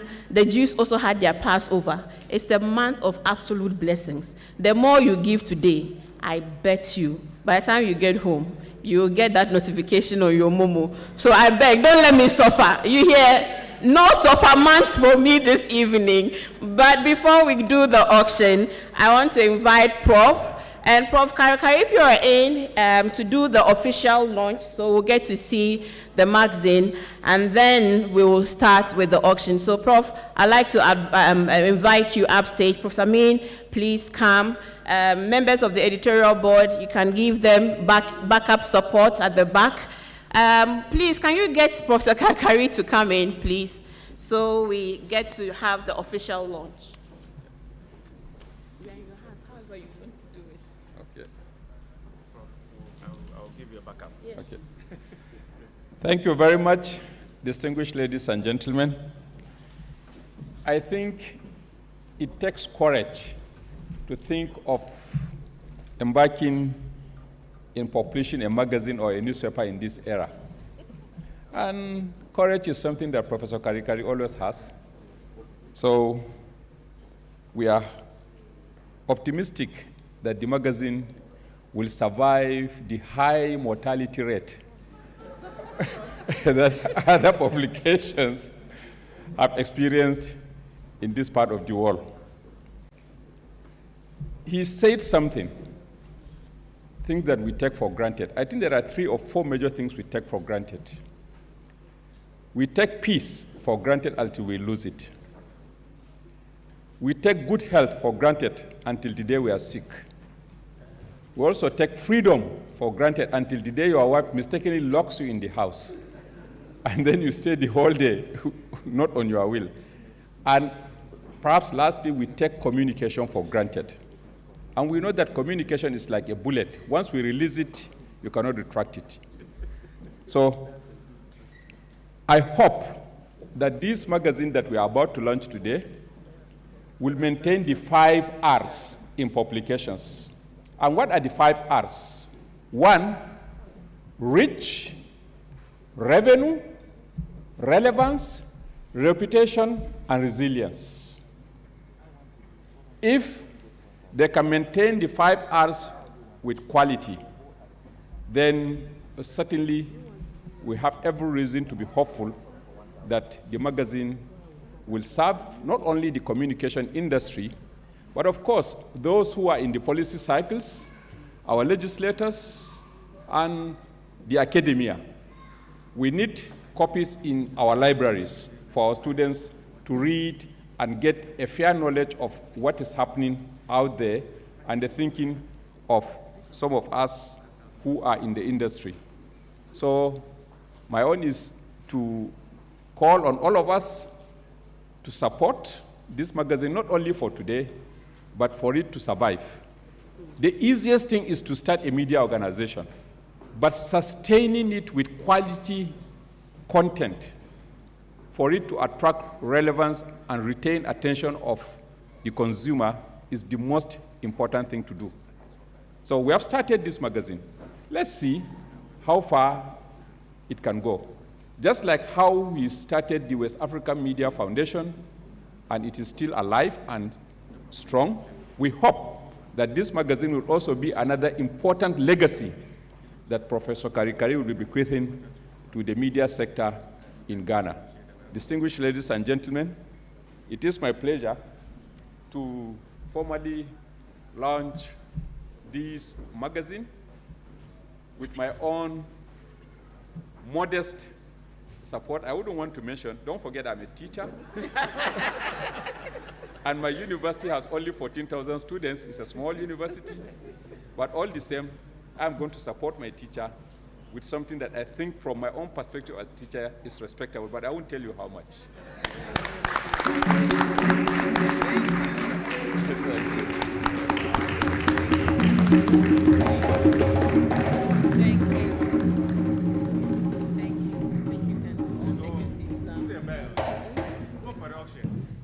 But please, I don't want to mention what I'm going to give. So please, I hope you are going to give something much bigger. But certainly I'm going to give. And I'm going to give here. Okay. So you can take your seat. Georgina, have to mommy support. Because I know I want to go for something.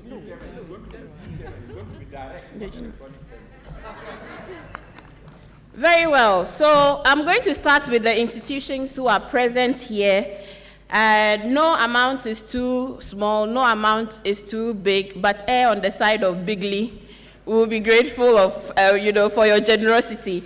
So I'm going to start with the institutions that are present, and we are happy to start with the bits, the opening bits. Please don't give us anything less than 10,000 Ghana cedis. Yes, for the institutions that are present, there are some banks that are here.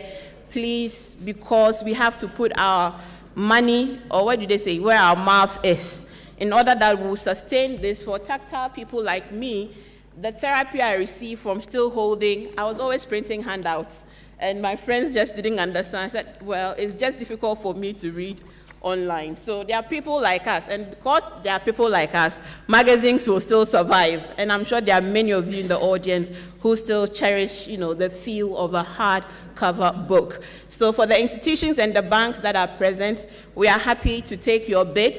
There are ladies in black. Please just come in between. If you whisper to any of them or you raise your hand, I'll be happy to announce your bid for the first ever. This is history in the making, not less than 10,000 cedis. So, but don't tell the amount. Okay. So you see, leadership by example. We already have Prof's money right here. Let's give him a round of applause. Those of you with 4 eyes, you are trying to figure out, it's dollars. We take dollars too, we take pounds. So please, institutions that are present, we are happy to hear your bid. Anybody going first? Is 10,000 too much? You see this hall, we had to pay. Institutions, the banks, NMC,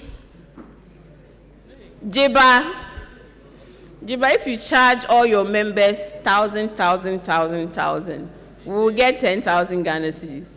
GJA, Suleiman, to be able to fork out 300,000 Ghana cedis, we know there's more where that came from. Please come and make a bid. GJA is buying one for 2,000. Thank you so very much. Prof, can you? Prof will sign. And Prof should sign it. One copy from. One of the ushers should be taking notes. GJA 2,000. Let's clap for GJA. Right.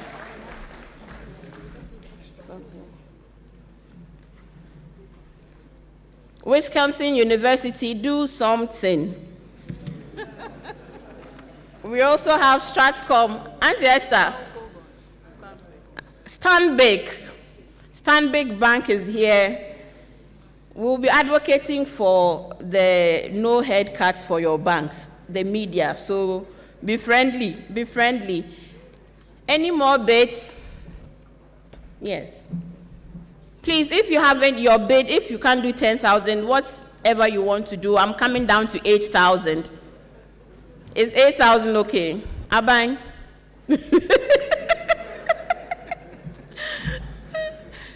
Please, let's quickly do this round. I am appealing to your generosity, acknowledging that it is hard times, but it has to be done, and it will take you and I to do it. Manasseh, all the money you've been taking, you have to bring something. So we come to the individual levels. Essie, what is your organization going to do? So please give us some quotes. We are happy to take what you are able to give us so we don't stay here for long. At least we should be able to cover today's cost. Yes? Are you coming with good news? NMC is giving us 2,000. Let's give them a round of applause. They are a regulatory, not for profit. If you force them too much, they will pass the cost on to your next licensing and other regulatory fees. So I understand. NMC, thank you so very much for doing us the honors. NMC 2000. Are we writing? Okay.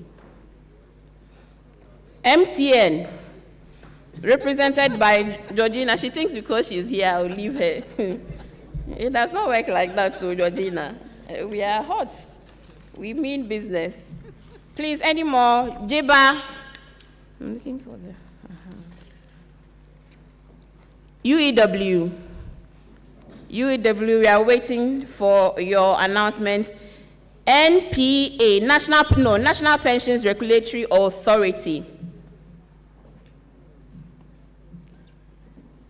Mahogany Consult, thank you so very much, Essie, for giving us 1,000 Ghana cedis. If this was your gate to paradise, what will you be willing to give? Think about it in those terms. So paradise is right here before the next world. So please, we are happy to take more. We have a few. We are happy to take more, 8,000, 7,000, 6,000, 5,000. Please do us the honors of supporting this seed that we have sown. West Africa Civil Society Institute. Is Auntie Afajeni gone? I can't see her again. I'll definitely follow up for him for her contribution. GPS. DCOPO2 has left. We can take, please, I'm happy to take whatever you are happy to give us. You know the levels. Yes. Professor Amin is giving us 1,000 in his private capacity, which means we are still waiting for GBC in their corporate capacity. Manasseh Azuria Wuni, Manasseh, thank you so very much, is doing 1,000 Ghana cedis. Manasseh, investigative journalist who is in court. So please, redeem yourselves. Thank you very much, Manasseh. Thank you, Mahogany Consult. Thank you, NMC. Thank you, Professor Amin. Yes, Suleimana is raising his hands. More. Thank you, thank you, thank you. Thank you. Caroline Anipa of Dubawa. Caroline, do I get it correct? Thank you very much. Where is Caroline? There you are. For giving us dollars. God bless you. So Caroline, in her personal capacity, is giving us $100. Thank you so very much. There are some pledge forms. Please, you don't have to give us cash right now. You can make a pledge, and we'll be happy to take your pledges as well. Giba, you see me in chambers. 2 men killed a champon. Me and 2 men, I fear. From the IGP, he's giving us 500 Ghana cedis. Let's give him a round of applause.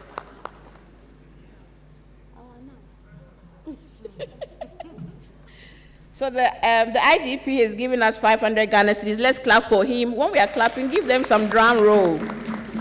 The Department of Communication Studies is also giving us some amount of money. They said I should not announce it. Should I not announce it? Those in favor of announcing, say aye. Those against, say nay. The ayes have it. The department, you can amend it later. They are giving us 1,000 for now. Let's give them a round of applause. Wisconsin, they are showing that they have to protect their job, otherwise Prof will sack them. They are giving us 5,000 Ghana cedis. Let's give them a round of applause. Thank you, Wisconsin. UEW, we are waiting.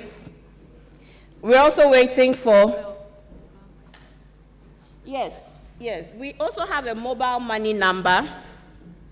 Like I said, you can give from the depths of your heart, whatever you are able to part with. So we have a Momo number 020, Momo number 020-8170 991 020-8170-991. The name is Kwame Kakari, Reference Magazine, okay? So students, you can also give, okay? One data, one bundle money, just put it to this one, will be. So we have Dr. Gifty Epiej, Department of Journalism and Media Studies, UEW, giving us 1,000 Ghana. Oh, you said I shouldn't mention it. Forgive me, I didn't see the sign in time. Yay, and come back and for partial admitting me. You. Thank you so very much for that. A round of applause. Oh, I'm happy. More are coming. Ya Adoma Kumbefi, former National Director of Communication, MPP. Yao, where's Yao? Oh, there you are. Thank you so very much. But Yao, your party is in power. They are in power. Oh. Thank you so very much. We're grateful for your kind contribution. Ghana Maritime Authority is generously giving us 1,000 Ghana cedis. Ghana Maritime, thank you. May you catch all those ships that shouldn't be in our waters who are there. May you catch them all. Thank you so very much. My life, Dr. Kweku Roxin, you there? Director of Public Affairs. He has gone to break his fast too. Of Wisconsin University. FBN Bank. You people should have been at the gates when the bankers were going. You shouldn't have allowed them to go. Media Foundation for West Africa is pledging 5,000 Ghana cedis. Let's give them a round of applause. Thank you all so very much. We are really committed to ensuring this magazine stays, and it will be, our hope is that it will be in every household, and we will have it as library material, reference material, supplementary readers for schools and students. Kobina Efum Dankwa is giving us, is it 100 or 1,000? Thank you, Kobina. Kobina, where are you? May your cup never run dry. Everybody who has given us money, may you never want. Those who have not given us, may you never want, so that you will give us the next time. So let's clap for Kobina. Thank you for giving us 100 cedis. Any more pledges, any more hands, so I just don't keep you here for too long. Any more? No? She's coming. Okay. Giba, you know I will take the money, right? Okay. Let's clap for Giba in advance. If she doesn't bring it, she knows she owes us our claps back, right? Right. So I think that we've done a fair amount of work, and we just have to. Okay, I think a few people are writing. Okay, I'll give myself a few more minutes. We have some really nice item 13 also outside, and we'd like for you to also interact and network a bit whilst we wrap up. Suleiman, in your individual capacity, we will not mind. Okay, a double. No, okay. Okay, I understand. Otherwise, then it means I also have to pay now. But I will pay. I'll also give. Prof, I'll give 500 Ghana cedis. So all advisory members have to give. Okay. Suleimana will also give 500 Ghana cedis. Georgina would give $100. Please, I hope somebody is writing all of that down. Okay. Suleimana, 500. Shamima, 500. Esther Ekia Owusu, Wisconsin Communication Class. Well done. 200 Ghana cedis. Well done. Well done. We have a few more envelopes. Please, if you don't have money here, you can just give us a pledge and a number. We'll follow up. Dr. Sarah Akrofikwaku is giving us 500 Ghana cedis. Thank you so very much. Any more envelopes? Cameraman, you will not do anything. You will just capture our images. You won't give. We'll charge you for using the images. We beg you publish the stories for us. We won't charge you. Thank you all for coming and doing a great job. I think we're almost done. We thank you for the patience. We thank you for your presence, your generosity. Ajeni Mboateng Ejay, Wisconsin International University. Is that not the one that you brought? Okay, this is just for yourself. It's giving us 100 Ghana cedis. Hey, Wisconsin students, you are rich. You are doing very well. May you all get A's and A pluses. Is there A plus now? Mr. Modestus. You didn't give me A in the ethics course. Are we done? Done. I think we've done a Yo woman's job tonight. Let's give ourselves a round of applause. Thank you so. Yes. So, Prof, how much is the magazine going to be costing at the stands? Okay, so it's 50 cedis. At least everybody can buy a copy, on your way out, and have the first copy of a magazine that promises to be part of our history, our media and communications history, inshallah, for a very long time to come. So I would like to now call on Dr. Abina Enumwa-Yeboah-Benin, who is the head of Department of Communication Studies, University of Ghana, and the chairperson for today's function, to give us the closing remarks.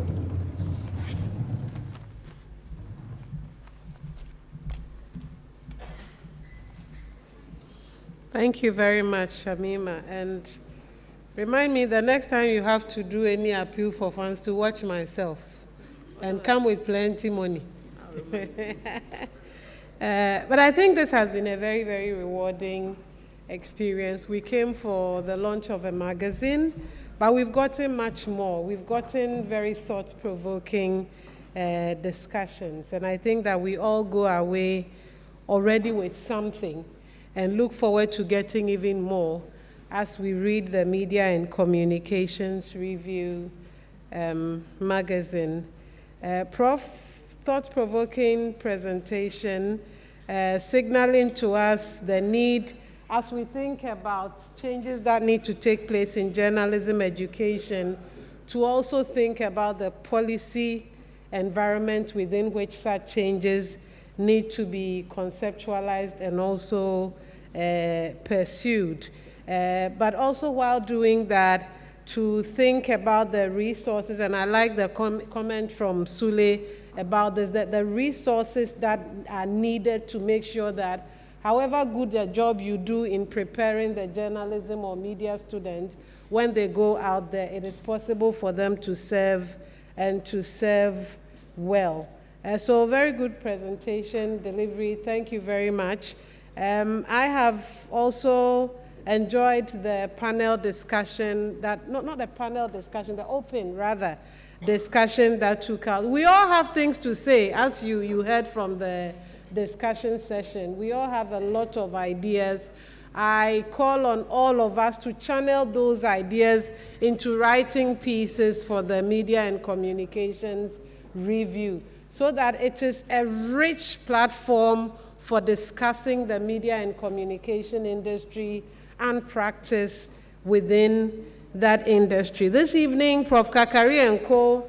have promised us a magazine that helps the media and communication industry to self-assess, to diagnose, to troubleshoot, and also to make recommendations of solutions that are needed to reform and improve the media and communication industries in Ghana.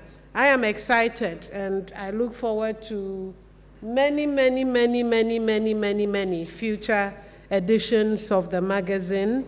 I look forward to enjoying what promises to be very interesting writings from established scholars and practitioners, policy people, but also upcoming people, because I imagine that all the media and communication training institutions in Ghana are going to take this as an opportunity to encourage our students and faculty members to contribute to the magazine, but also to take it up for classroom work. You know, if you've sat in Professor Gajepo's class before, on the morning of her lecture, you must appear with the newspaper, otherwise life is not going to be very funny for you. And so this can be one of the resource materials that we rely on in the classroom.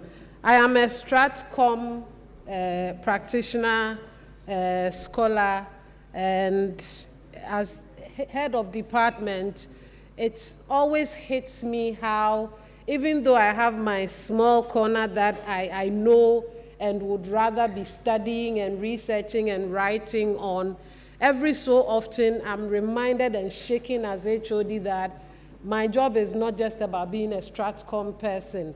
My job is bigger than that, and I must have a 360 view of that student we are sending out there, irrespective of whether their specialization is in journalism, is in advertising, is in public relations, is in development communication, etc.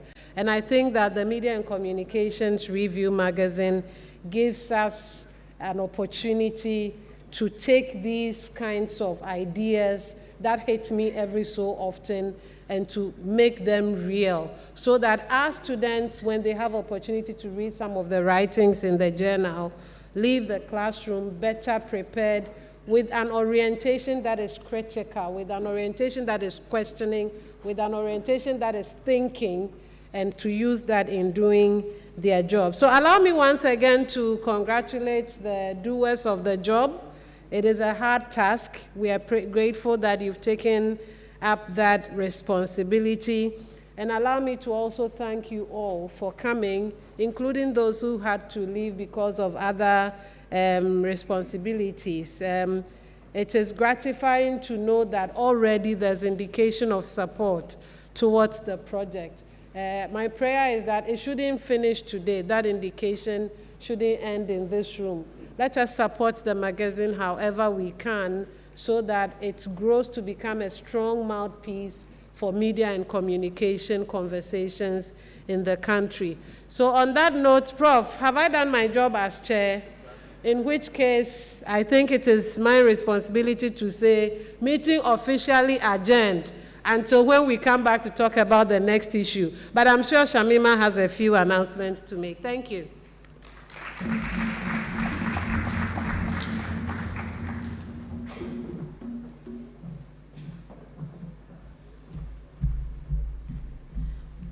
I just wanted to take a minute to say a very big thank you to Prof. Umaru Pate. His money was really big, but he says I shouldn't mention that. He stopped all of us. You made him come from Niger to take the cup away. You people, well done. Clap for yourselves. Prof, we thank you so much. Abna says she'll give you Ghana Jollof, so that you will not go and tell them that this is what we did. Thank you also very much for coming. Thank you, Prof, for bringing us all together this evening. And so by way of vote of thanks, I thank you also very much. And may God usher us all safely back home.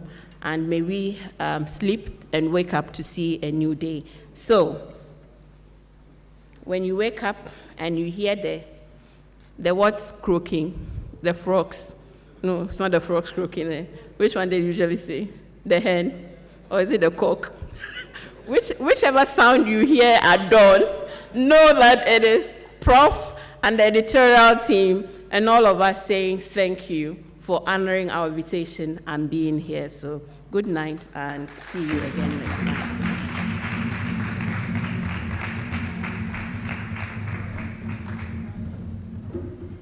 And item 13 is outside. So please, when you exit to the left, yes, the garden is to the left, please just